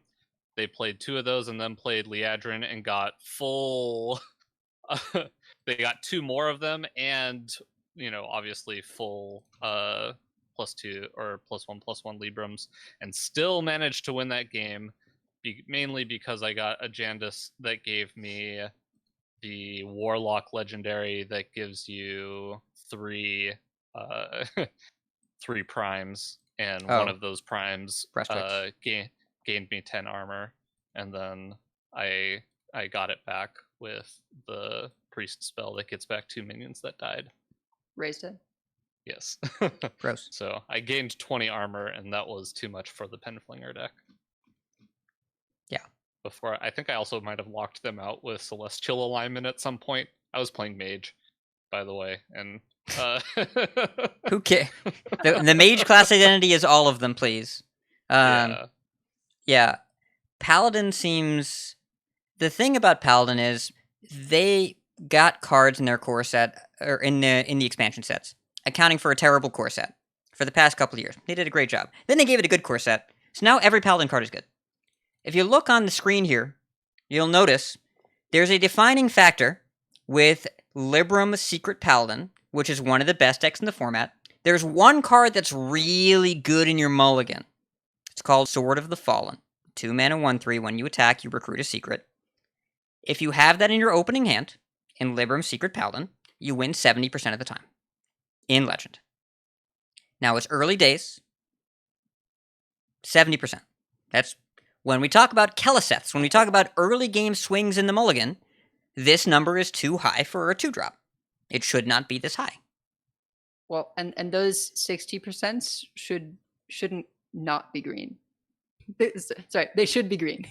Yes, because the deck's win rate for this particular list is currently 64% overall. Now, doesn't mean the deck isn't being misclassified, and of course it's small sample size, but the deck's current win rate, the deck's overall win rate is 64%, and the Sword of the Fallen is the card well above the average. First Day of School and Cariel Rome are right in the top of the list.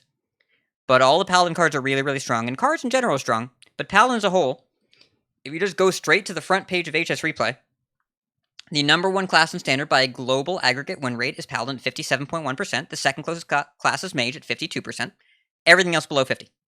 Not a lot below, but enough that format's fun, format's different, worth exploring. I don't think discussion of what are they going to nerf is premature. I do not believe it is premature, because I believe they're going to nerf something, and I think they will probably have to hit a different card in this deck in addition to Sword, just because Paladin is so globally efficient, and there may be other nerfs that will make it even better if they remove some key predators. Now, don't know for sure yet, but I will say that if you are looking for a deck to play, Secret Libram Paladin is the one I would immediately recommend. It's very, very strong. If I wasn't recommending that, I'd recommend the deck that Bodicus is playing. Yeah, Lunacy Mage. So, unfortunately, we have some friends that were a bit skeptical about Hearthstone and the direction that it went over the past couple of years. And I tried to explain to them, that things are getting a little less random because they all heard Classics coming out, and they're like, "Oh man, remember Classic when everything was not so random?" And then I try to remind them about Ragnaros and Penflinger and Sylvanas and all this other stuff. And then you look at all spell mage with this card called Deck of Lunacy, which just transfers all your cards into random stuff. And unfortunately, the fact is that the random stuff is not really that random, because you just play as many 7 drops as you physically can, because the only 2 10 drops that you can get are Grand Slam and Survival. And those 2 are pretty good together, because it's really hard to deal with a 7 mana Grand Slam into Survival. You usually just die. And there's also just a bunch. It feels, when I play the deck, it feels like the majority of the cards are either AoE removal, like getting a bunch of minions, or drawing cards so that you get your cards that are AoE removal and a bunch of minions. And I had a big miss when I was looking at, I thought Spell Mage would be fun, but I was like, I don't necessarily want to run Deck of Lunacy, because I want consistent burn plan, so I'll run Wildfire. That'll be nice. Well, one, I was running Spell Mage and feeling like I didn't have time to Wildfire. Like, sometimes it would come into play, and the bigger hero power was good, and it was nice for burning them out. But I looked mostly at the 5 to 8 spell pool when I was thinking about Lunacy Mage, because previously that's what we thought of as the payoff, right? You get a bunch of 5s from Cthulhu spells, and that was like the expensive thing that you were able to upgrade. And the 8 pool has like 3 good hits, 3 bad hits, and 3 situational ones. But everything else is ridiculous. Like, actually everything else. 9s are just Libram of Hope. so that's 6 mana for an 8/8 taunt, Divine Shield, and healing. The 10s we already mentioned. Your 3s, there are a bunch of 6 mana spells that draw cards. So you don't actually get punished for not making sure you have card draw in your hand before you play the Deck of Lunacy, because you're pretty likely to find card draw. Anything in the it's funny, the list hat has here doesn't have too many threes, but I like a list with maybe Cone of Cold and Combustion. I just picked the most popular list, but yeah, you are likely to find some body part of Gul'Dan that will draw you cards. Like you don't really care which one; any of them work fine. You can take the And skull, you there's can also take the hand. Sprint at 6. Oh, sprint is 6. You can sprint. You can nourish. Yeah. There's a lot of card draw at 6 mana, so you're gonna find your card draw somewhere. Your 1s turn into 4s, which can give you fireballs, or the best draw spell in the deck, which is refreshing spring water. Oh, that card is Pot of Greed. That is what that card is. That card is dirty. It's just draw 2 for free. Actually gains you mana if you've played an Incanter's Flow and drawn it discounted. This deck just hit its stride. Your 4s can give you Cycle of Hatred. I don't know if you've played that card. That card is disgusting. Oh yeah, at 4 mana. Had a great game with that today. Gross. Yep. Had a great game with that today, where we were against a 3-post and we had Font of Power with Cycle in hand. Just fired it off and made some 3/3s. Yeah, it was pretty entertaining. I was co-oping with. There's just a bunch of life gain spells too. Like you can get Siphon Souls, and the Shaman spell deal 4, gain 4. Tidal Wave. Tidal Wave. There's just like once everything gets changed, it's like it feels like you have a bunch of life gain, a bunch of minion generation, and also eventually you just Grand Slam and your opponent generally dies in a couple turns. I was doing a co-op with Number Theory this morning. Turn 2 Deck of Lunacy, turn 3 Incanter's Flow, turn 4 Expendable Performers, turn 5 Deep Freeze, turn 6 Grand Slam. Won that game. We won that game. We got there. And the thing about this deck, part of the reason this deck is doing so well is because, like we said, you get to ignore 3-post and you get to kill 2-post with Combustion or Devolving Missiles. So you're not vulnerable to those posts. 4 is bad for you, but nobody's playing 4 right now. And even if you were to nerf Deck of Lunacy out of existence, which I think they should nudge it, the deck's still good. You can move that card the way that they moved Kael'thas in Scholomance Druid. That is the comparison I'm going to make. That Kael'thas and Scholomance Druid, it was the most visibly stupid games were because of that, but then when you remove that, the deck is still fine to good, and that's where we want it to be. So, Deck of Lunacy is a card, top of the mulligan win rates. People are going to debate with you whether or not it's worth including. It is. If you put it in your deck, you will win more games. But it is not a particularly positive play experience. It is also, again, very Kalasethi, very swingy in the early game based on the mulligan, and dramatically change the play experience. I don't think it's necessarily in a positive way. I would expect, when we talk about nerfs, we mentioned Sword, we're going to mention Deck of Lunacy. You're going to hear about this again. Also, I am currently of the opinion that I do not like Cthulhu in this, but I was talking to Edelweiss just before the show. I know that she likes having Cthulhu as kind of an alternate win condition, but I think the sketchiest spot on the curve is 8 in terms of spells, because there's a lot of misses, and adding 4 potential 8s with Deck of Lunacy is obviously not great. But I do also understand the point where, you don't always get a Deck of Lunacy early, so being able to have the Cthulhu plan makes a lot of sense. Yep. But also, even if I hit a Deck of Lunacy, I'm doing whatever it takes to play it the second that I draw it. So if I'm halfway through my Cthulhu pieces, I don't want to just get rid of the other ones. So I think it's a pretty interesting discussion.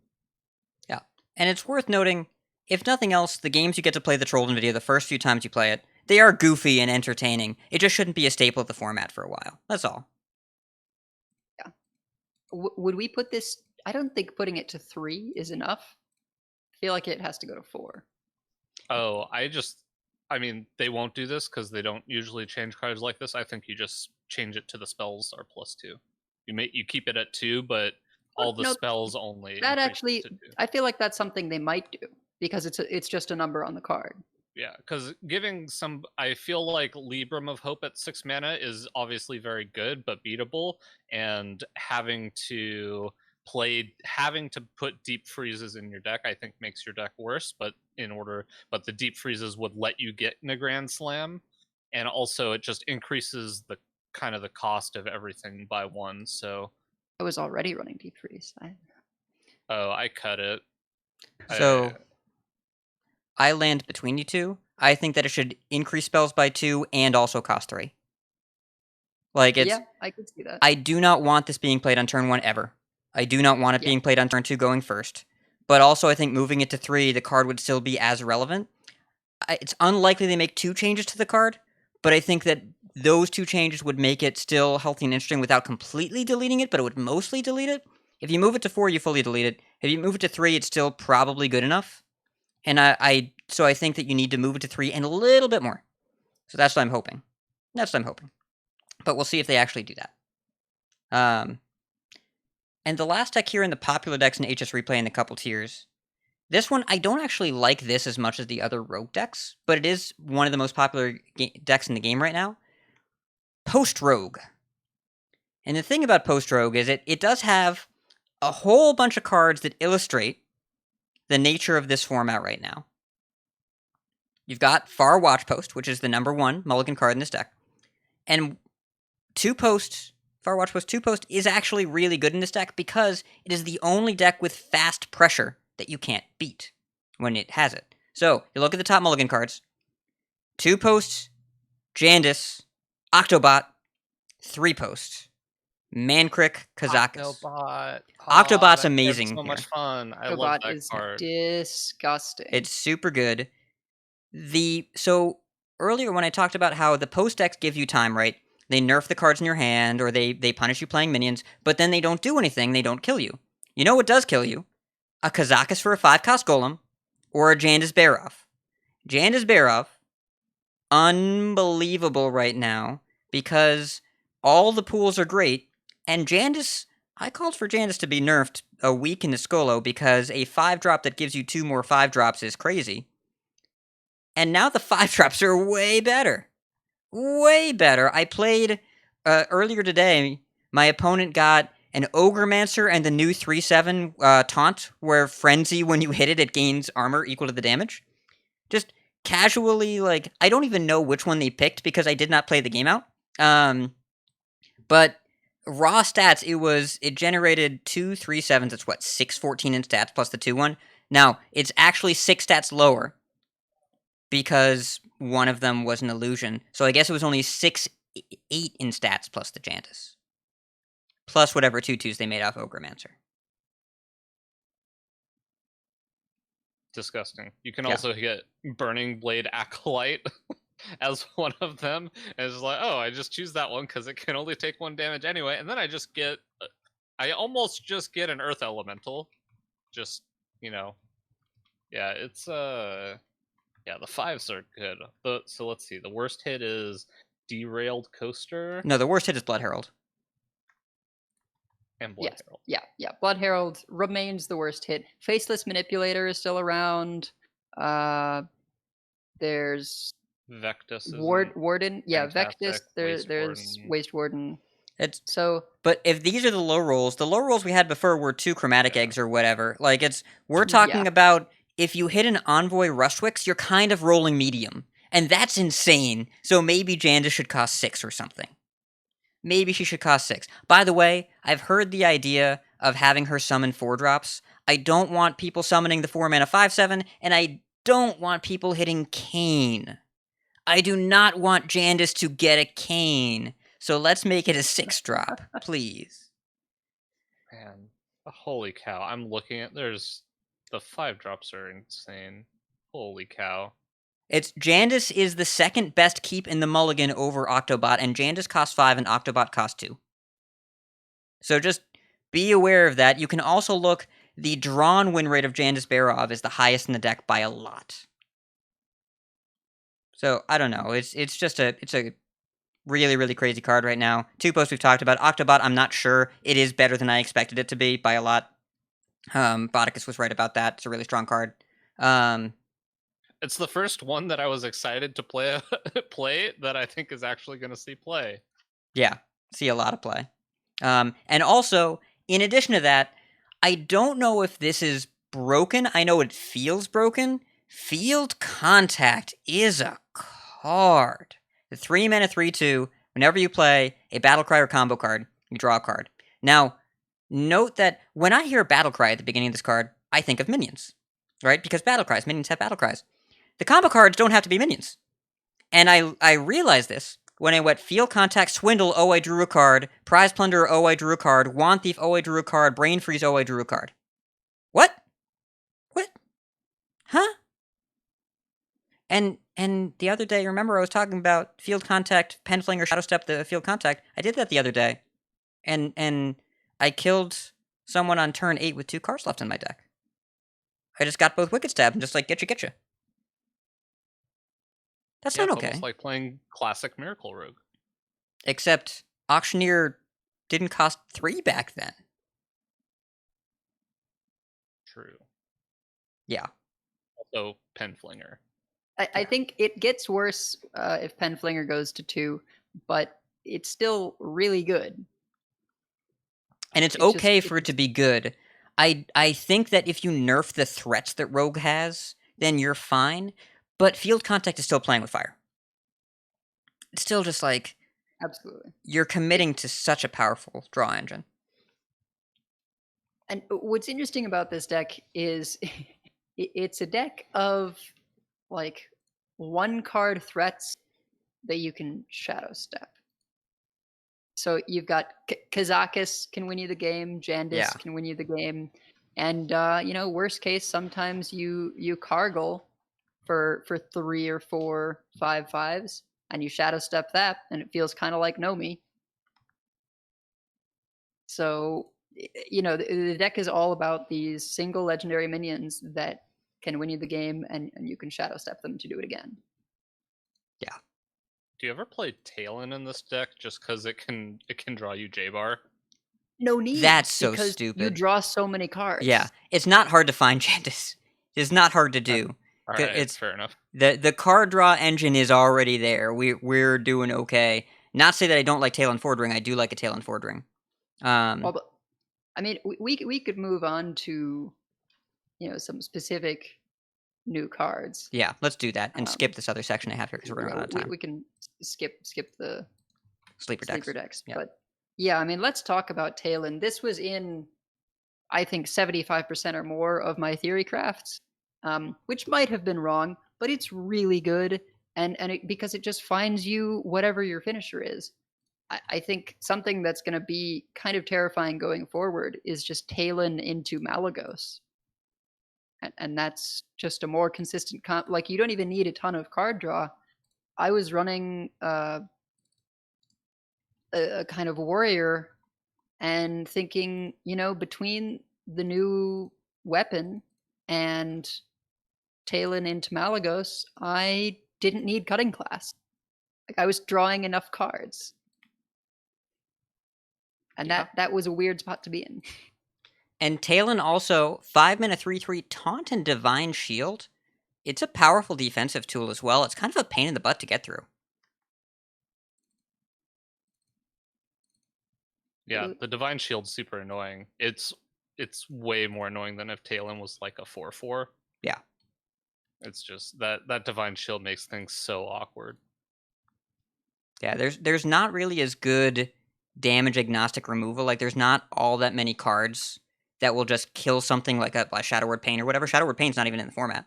So it's just kind of hard to kill this without hitting it with damage, which means it usually absorbs 2 attacks or something else. It's been pretty powerful from what I can tell. Speaking of multiple attacks, card that I've really been impressed by, Conviction, the Paladin rank spell. Oh boy, it's a 1-mana fireball. Yep. Or Bloodlust or Savage Roar or whatever you want to call it. It's I don't think I really looked at the card until it got played, and then it got played and I was a bit confused and then realized that the card is just really good. Yeah. It's the amount of damage that it makes kind of out of nowhere. Now, I have forgotten how this works multiple times, and my main issue with the ranked spells is that I don't realize I'm not on 10. Because I feel like, it's so late in the game, clearly this should hit 3 minions. Nope. 10 10 does feel like a while. 10 feels like you don't get there unless you intend to get there. Intend?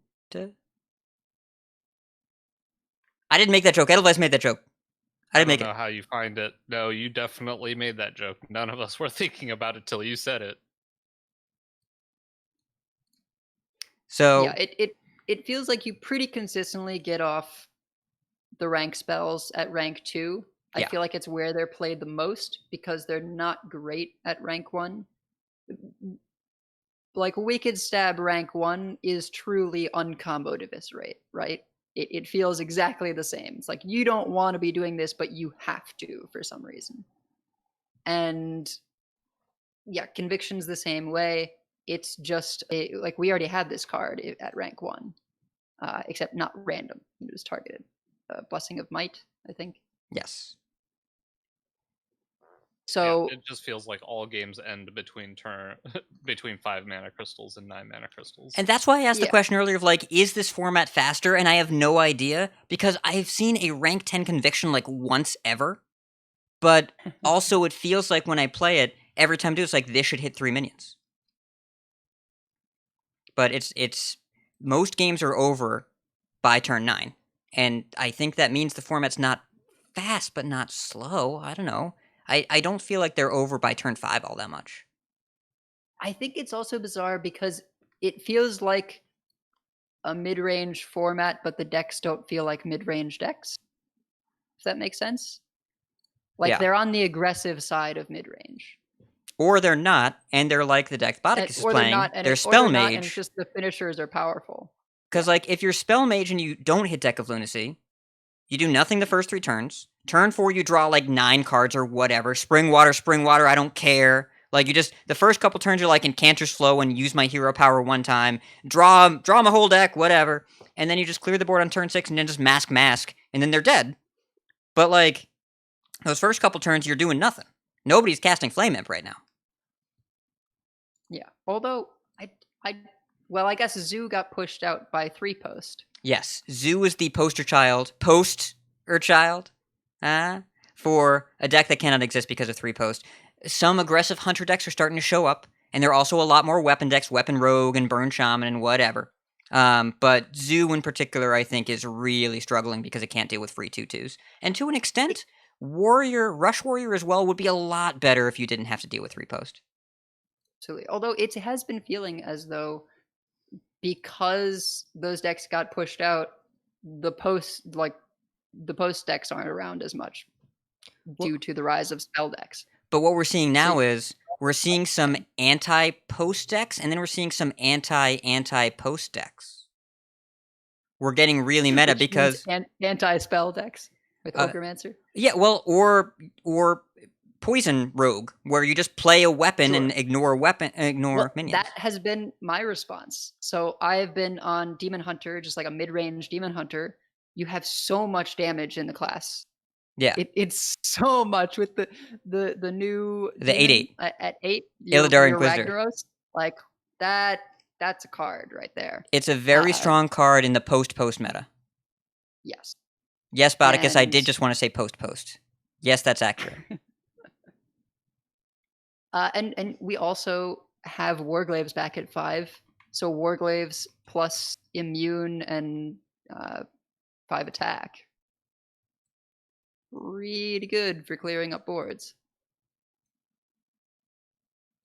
I'm adjusting Bodicus' going- camera so chat can and see how also unamused going he is. face. I was excited about this section, and now I'm slow. I'm beginning to lose interest with the amount of puns Hat's going through at this point. And we're changing the question as well, or changing the questions around quite a bit because we had so much we want to talk about. So don't worry about paying too much attention to the notes. I'll keep you posted. I mean, some of our cards here... And that's all we have for Coin Concede today. Okay, wait. Keep calm and stop punning all the time, Hat. And if you see us on ladder... Okay, there is a card I want to talk about. I want to talk about Venomous Scorpid. Why do I want to talk about Venomous Scorpid? Because this card doesn't look very good. But because most classes, outside of Mage, Rogue, and Priest, really, most classes don't have access to Discover at all. and this is a neutral with Discover, and the effect feels so much more powerful when you don't get to do it all game. So, like, some decks are just playing Venomous Scorpid, a 3-mana 1/3 poison Battlecry Discover spell, and it's kind of okay because Discovering is so good when you only get to do it twice a game. It's really fascinating. Well, and additionally, these are decks that would not have run Vulpera because Vulpera doesn't really do anything except the Discover. The extra power was not really important for killing your opponent, and it didn't do anything to fight for board. But Venomous Scorpid, people have to respect the poisonous, at least if they care about the board at all. So this is much better than Vulpera than I had even realized. And I like that you have an option, available to everyone that feels good to play. Yeah. So far, my experience with Scorpid is my hunter opponent playing 2 of them, and then playing a Celestial Alignment, followed by the hunter opponent playing the Grand Slam the next turn. And that did not feel great. Oh my. I bet they liked it. Excellent. Oh yeah, I'm sure they had a ball because they followed that up with a King Crush, and I died. What? I mean, they were just playing King Crush in their deck. I don't know what do you want me to say. I know what the deck is. The idea is you get like large trampling rhinos and King Crush, and you drop. And you use Selective Breeder to copy King Crush, and then you Leah Rocks. Yeah. Or, if you're fortunate, then you can use True Aim Crescent and Trampling Rhino, and just do a bunch of trample damage. All right, so we do this every expansion now. Masters Tour Orgrimmar is April 30th. First, what do you think they'll nerf? And secondly, when for 2 packs on the line? So we're going for what date are they going to nerf? Yes, so the Masters Tour is the 30th, which is 4 weeks from tomorrow, as of recording it. I feel extremely confident they will patch before then. Really, really confident. Wait, how many weeks from tomorrow? 4 weeks and 1 day. Oh, okay. Oh yeah, definitely happening before then. Yes. So, what and when? The cards that we've talked about so far in this show that have kind of stood out, not the only cards, but the cards we've talked about, 2-post, 3-post, J-Bar, Sword of the Fallen, Deck of Lunacy, and Penflinger. I don't know if they hit all 6, but I think those are all cards that are on the list. You could also talk about Octobot, you could talk about Field Contact. I think earlier in the format they're less likely to nerf all that many cards. So, Bodicus, what are you thinking right now? What are you feeling? I'm feeling 2 weeks, and I do think we're going to see... I don't know that we'll see the post. I kind of feel like they should. I don't know that they will. I'm not sure 100% on J-Bar, but I think they should. Sword makes a lot of sense based on the statistics. Penflinger, I think, is a slam dunk. I think if they don't nerf that, that would probably be the biggest mistake. And Lunacy is probably second. So my order would be highest priority Penflinger, probably second would be Lunacy, and then Sword, and then everything else is a maybe, but probably should. But 2 weeks would be my guess. Edelweiss? I think it's Lunacy, J-Bar, Sword, because those are the ones that you look at the stats. It's just insane. 2-post and 3-post, they might want to give some more breathing room. They might be comfortable with how it's sort of rotating the meta and just want to collect more data on it. Penflinger, I don't know. People have been talking about it, but they haven't done anything yet, and I just feel like it's not quite that standout that it'll be in this one. I think Penflinger would be in the next one if it's like truly just in everything still after all this time. I think that's kind of in the following patch, but J-Bar, Sword, Lunacy feel like the top nerfs for me. I timeline wise, I'm kind of feeling the 2 weeks just like Bot, but we've got to mix it up. I guess this time I should take the the ambitious 1 week. The 1 week from I mean, today? you can't lose.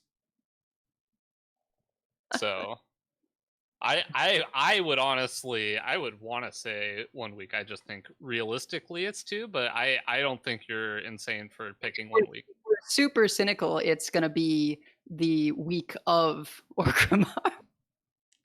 That is cynical, but I think not unjustified. Oh, people bring out a good point that this week, although I don't know, does it matter that this weekend is Easter? I mean, I'm thinking Well, nobody's nerfing this. Nobody's Thursday. nerfing before this Sunday. That's 3 days. Right. I mean, no, I was saying like Thursday next week or something okay, like that. so a Thursday, week from Friday today, next April week. 8th. Yeah, pretty much. When does Grandmasters start? Interesting. Grandmaster starts April 9th. So if they do it on Thursday, I mean, Grandmasters it starts next Thursday. There is no way for them to miss some week of this. That would lead me to believe, though, that nerfs will be on a Tuesday, not on a Thursday. Interesting, which makes it a lot less likely to be next week. Yes. The 6th seems really unlikely. Nerfing... Now, they have disrupted Grandmasters before. I'm not saying they wouldn't do it. But I don't know if they will do it this time. Well, Hat, why don't you take 3 weeks or 4 weeks, and I'll take the other. I do expect nerfs before the Master Draw. I'm hoping for Tuesday, April 20th, 420, blaze it, whatever. I expect Tuesday, April 20th, and I expect every card in this list except Penflinger. I'm not going to say that I don't think Flinger should be nerfed, because I do, but I think the win rate outliers in the mulligan are 2-post J-Bar, Sword, and Deck of Lunacy. And I think that 3-post is format warping, and they're probably aware of it. Flinger is also format warping in a way, but I think they're going to wait to nerf it. I think they're going to do that in the second wave of nerfs this expansion. And maybe I'm wrong about this one. I don't think that it makes it out of this expansion alive.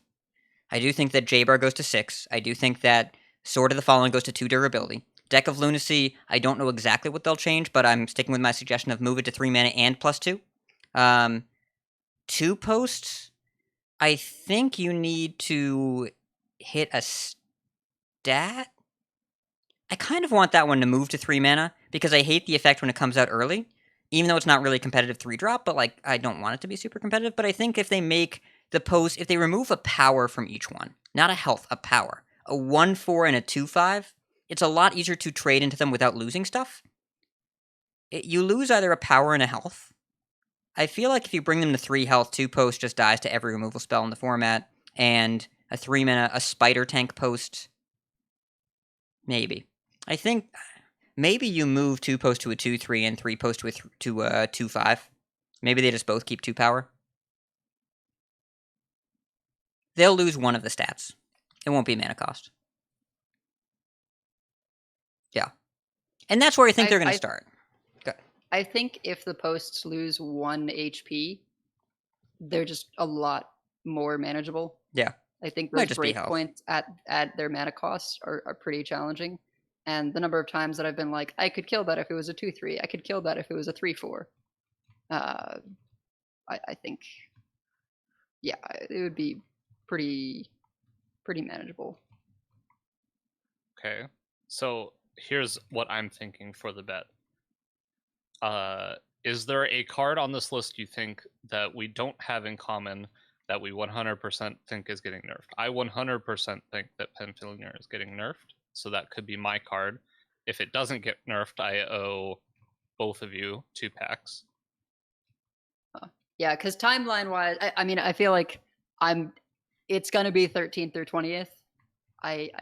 Sorry, not necessarily those days exactly, but it's going to be the 2nd or 3rd week. It's not going to be the 1st or 4th. But I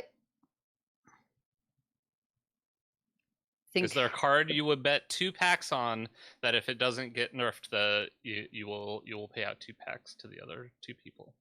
I mean, I don't know why you're picking Flinger. I feel like... Yeah. Wait, so a card that we think is guaranteed? Yeah. Jandiz Barov. Jandiz Barov. I've been calling for that card to be nerfed since Skullomance. I mean, I would pick Sword. Yeah. Do you think they're going to leave Sword? No, I think they will nerf Sword. Oh, yeah. Although I don't know if it's Sword or Lunacy. The problem is we could all be right on these. Right? Well, yeah, and They then could nobody owes actually any all packs. be. That's fine. Ah, I see. So it's just like a little less risky generally. Yeah. So if you're wrong, you owe packs. right, Okay. right. That's the bet. Jandis Barov. It sounds like both of you think that I am the most likely to lose packs here, and I'm fine with that. I think that is true. Yeah. And also, here's a little bonus tournament talk that I totally didn't forget about in the last section that I'm totally not bringing out here. There was one more piece of tournament news that I definitely forgot about. I'm going to move this earlier in the show in editing. So there was a change to Grandmasters rosters this past week, and one that we didn't see coming. There was breaking news shared on Twitter 2 days ago from an unlikely source, a person named Insom, who I refuse to give a lot of attention to, but he was the first person that heard about this thing, where he announced that there was a Paveling book was the newest America's Grandmaster because there was a player that chose not to return. It turned out through the rumor mill that Just Sayin had chosen to retire, and that there were 3 players that were tied, and there were different tiebreakers that were going on: Tincho, Caravaggio, and Paveling book, along with a different tiebreaker where Peacehawk was eligible. Paveling book was allegedly already offered and accepted the GM spot. And it was alleged that he was lower than 2 people that were deserving. But also, nobody had heard anything about this. Later that day, Just Sayin posted a tweet longer, as Hearthstone players are known to do, that he no longer felt the fire for the game, and that he had turned down the spot for Grandmasters for the upcoming season, and someone else had gotten a spot. Later, the next day, after this all bubbled over all day on Twitter, Paveling book tweeted an update saying, "Hey, just a heads up, I was offered the GM spot, but then they reached out to me and let me know that it was an error and that somebody else was qualified, and, no hard feelings," which was a total class act from Paveling book. And Tincho is the newest North America's GM. Well, not North America's, America's server. It's from Latin America. And now, America's GM is basically mostly Latin America, which is good because that's a really vibrant region.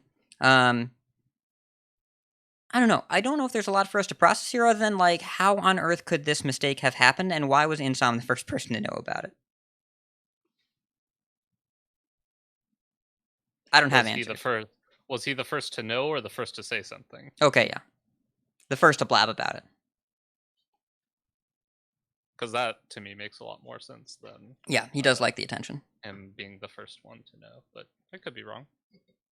Yeah, it's a weird situation for sure. I think it totally makes sense to me that Just Saying would not be interested in Grandmasters at this point. It makes me a little bit sad because, he was one of those really good recognizable players that we remember. I think anytime that someone who's in our pinnacle of HSE sports and chooses to leave it is not a great look for the Grandmaster system as a whole, or I guess for HSE sports generally. But yeah, it's kind of further bad feels that then the succession is just confusing and weirdly handled. It should be clear at any given point who is next in line. And unfortunately, Hearthstone esports, listeners, I'm sure you've noticed that it's been less of a focus for us over the past few episodes, in part because there haven't been tournaments, in part because the tournaments have been kind of all over the place. And we're, I think, personally a little bit less engaged in Hearthstone esports overall. There are 2 people that work for Blizzard on esports. There's Lokazi and there's Aaron. And I don't really know too many other people that do. Eric works in esports PR. It just doesn't feel like a focus of the company. And making a mistake on offering someone a contract to be a pro player because they got the numbers wrong. I wish I could say it was a really surprising thing that how could this have happened? But it's not, right? No. It's not. And there's a large discussion to be had here that we're not going to do this, today on how much does Hearthstone really need esports. And the answer, I think, is not very much because they can do very little and they still have really full qualifiers and plenty of people showing up to Masters Tours. That's all they need to do. They don't need to do a lot more. But if you are a Hearthstone competitor and you're feeling discouraged, can't blame you. Don't think I can blame you. Because I don't think that Hearthstone is really focusing on the esports stuff, and I don't think it really needs to push it that hard. Yeah, it's one of those things where, like, I want it to get figured out because it's such a core part of my relationship with the game, and I don't really know how to look at the game if there isn't something esports related to aspire to. My biggest issue, I think, with HS esports is not necessarily that the stuff that they run and the circuit that they've created is kind of mediocre, but that they continue to squeeze out third-party events at the same time by having these constant qualifiers. Like, the way their system works makes it very challenging for grassroots other stuff to come up. That's starting to change. It's been starting to change the last few years, but you know, it'd be great to go to a DreamHack and play for a decent prize pool DreamHack, or the same way that you can play in like a TCG player event for Magic or SCG event for Magic. You know, having large prize pool events not run by Blizzard would be really cool. Yeah. I would like more of a grassroots mid-tier tournament scene. But you kind of emphasize the point in that you need the game to have some kind of esports, but even with the current system that we have, which is a single dangling rotten old carrot, that's enough the way that it is, because it's still a carrot.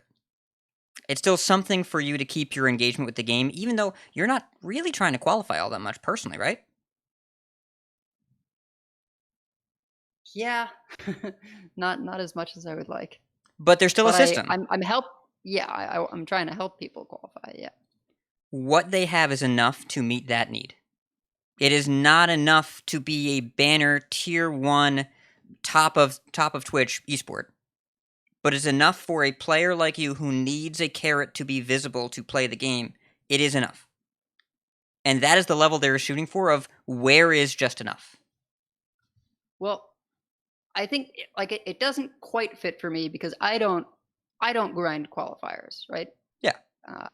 I wish I did, but I've sort of determined that streaming is just like the better path for me to work on, because it's flexible and, if you get it going, more reliable. But the events that I have had the most success with, that I have enjoyed the most, have been third-party ones. My success has been in either locals, when, you know, NSG was running some and I was just playing in those. I had the WSOE thing. There was the all women's like China events, WESG, for a while, and I Supergirl Gamer Pro as well. Like I've played in a lot of third-party events and had success in those.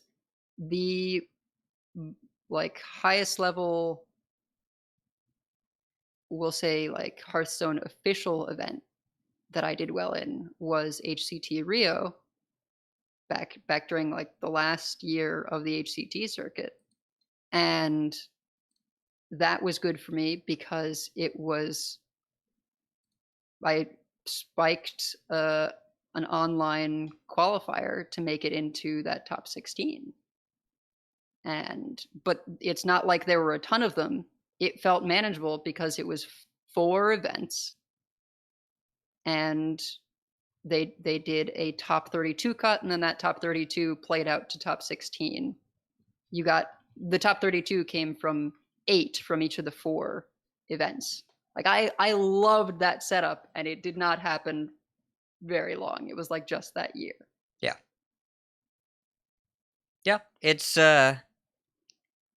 there's just no one stepping on the gas, right? There's no one stepping on the gas for Hearthstone esports, and like that's just how it is. I don't know. It's a longer discussion. We're not here to fix the problems, and I don't know if Hearthstone esports considers that there is a problem. And that's the issue that I think the players are probably concerned about. That this is the system working as intended, and it's not really all that exciting or satisfying, but it does just enough. So, either way, hey, good discussion. Why don't we wind down? Why don't we head to the thanks? So, we have many folks who'd like to thank. Check out our thanks section on the website at Concede.com. You can find our content info, our show notes, our Patreon information. You can monetarily support our show, patreon.com/CoinConcede. Join us every week live by following us on Twitch at twitch.coinconcede.com.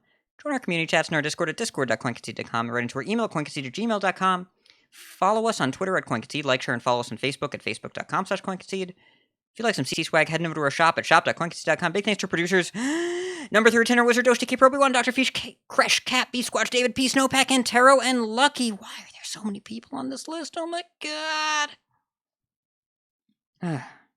Also, thanks to our Twitch subs, Noodles, Proby1 times 10. Thank you, Proby1. AK4 Life, and Thrillho. Barkis, go. I would like to coin concede this week to Alfredo Heights. We had a pretty great coaching session doing some BG coaching and had some pretty cool games. Yeah, we got ourselves into some very interesting situations, but also had a game where we got to deal 41 damage to one of our opponents, which was kind of cool. So, yeah, I just had a lot of fun, and I think it was a pretty successful coaching. So, yeah. Nice. What about you, Edelweiss? My coin concedes are first to everyone who's been patient with me with the whole like March coachings just didn't happen. We're gonna double up on this month because I just wasn't into it for March. But also coin concede to Brooke because Brooke rated me in a rare late night stream I was doing for mostly Enthrallment, where I was doing a bunch of theory crafting decks, just making deck lists for each class to have for expansion release on out of cards. I wasn't even playing Hearthstone. I was just Talking just about streaming Hearthstone. out of cards, and I was going to be wrapping up, just as soon as Rachel woke up in the middle of the night, and I had to stay on for a while longer because I had a massive raid and people stuck around. So, yeah, coin concede to Brooke for that. That was awesome. Yeah, Brooke's great. She rated me too, because I was streaming I streamed 3 times a year. And, yeah, coin concede to everyone that came out to that stream, including both of you, by the way. That was a lit stream, and I continue to be humbled by the community response to a person who clicks go live 3 days a year, outside of course, here, and the Angry Chicken. Because there were people there. There were a lot of people that came out. So, really, really humbling for everyone that came out, and the people that had sub streaks. If you're sub to me, I appreciate it. I don't stream 3 of the months that you've been sub to me. I'm not going to turn down your money, but I don't understand it. But I appreciate it a lot. I don't know. I still don't quite know how to process why people are so engaged with my stream persona, but so they are. So thank you so much for everyone that tuned in. Had a really, really great time doing it. Wicked Good and Pasca, we made a bomb decklist tracking spreadsheet that has had quite a few people watching it, and yeah, if you haven't seen it, I mean, Steve and I and Pasca all really like collecting deck lists. So just between today and yesterday, we've collected 105 deck lists. Oh my gosh. Overall, since the expansion started, 182.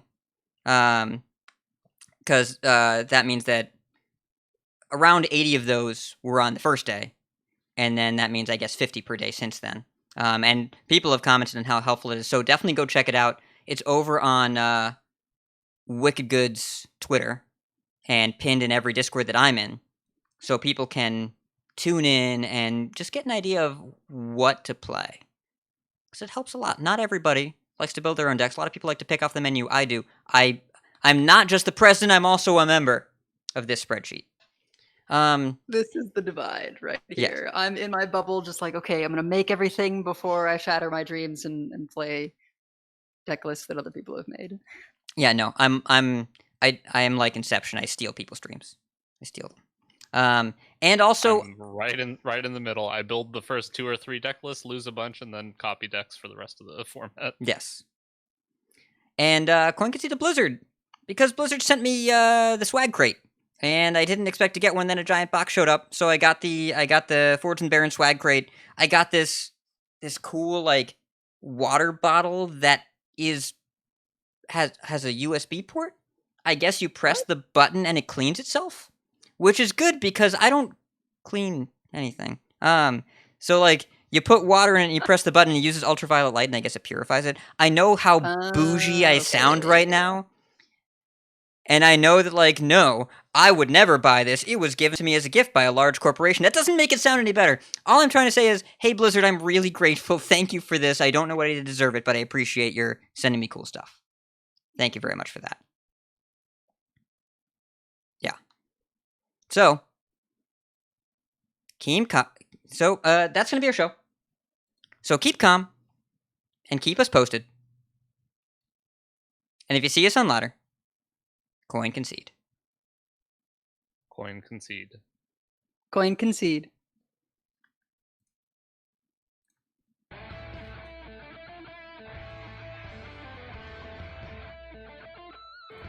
All right, I'm going to add that in post because it doesn't sound good. Also, I have to update Disgusting. Absolutely. That was disgusting. not a pun. Post production is a real thing. But also, oh my god, no, that's it never stops. This is not a pun. I'm not punning. That's just what it's called. Anyways, I have to remake the intro and outro too with new emotes because the League of Evil isn't standard anymore. So I got to figure that out. Yeah. Yeah. All right, but stopping recording. Yo, stream, you're awesome. Thank you so much, everyone, for being here. And Thanks, everyone. I'll talk to you later. Bye.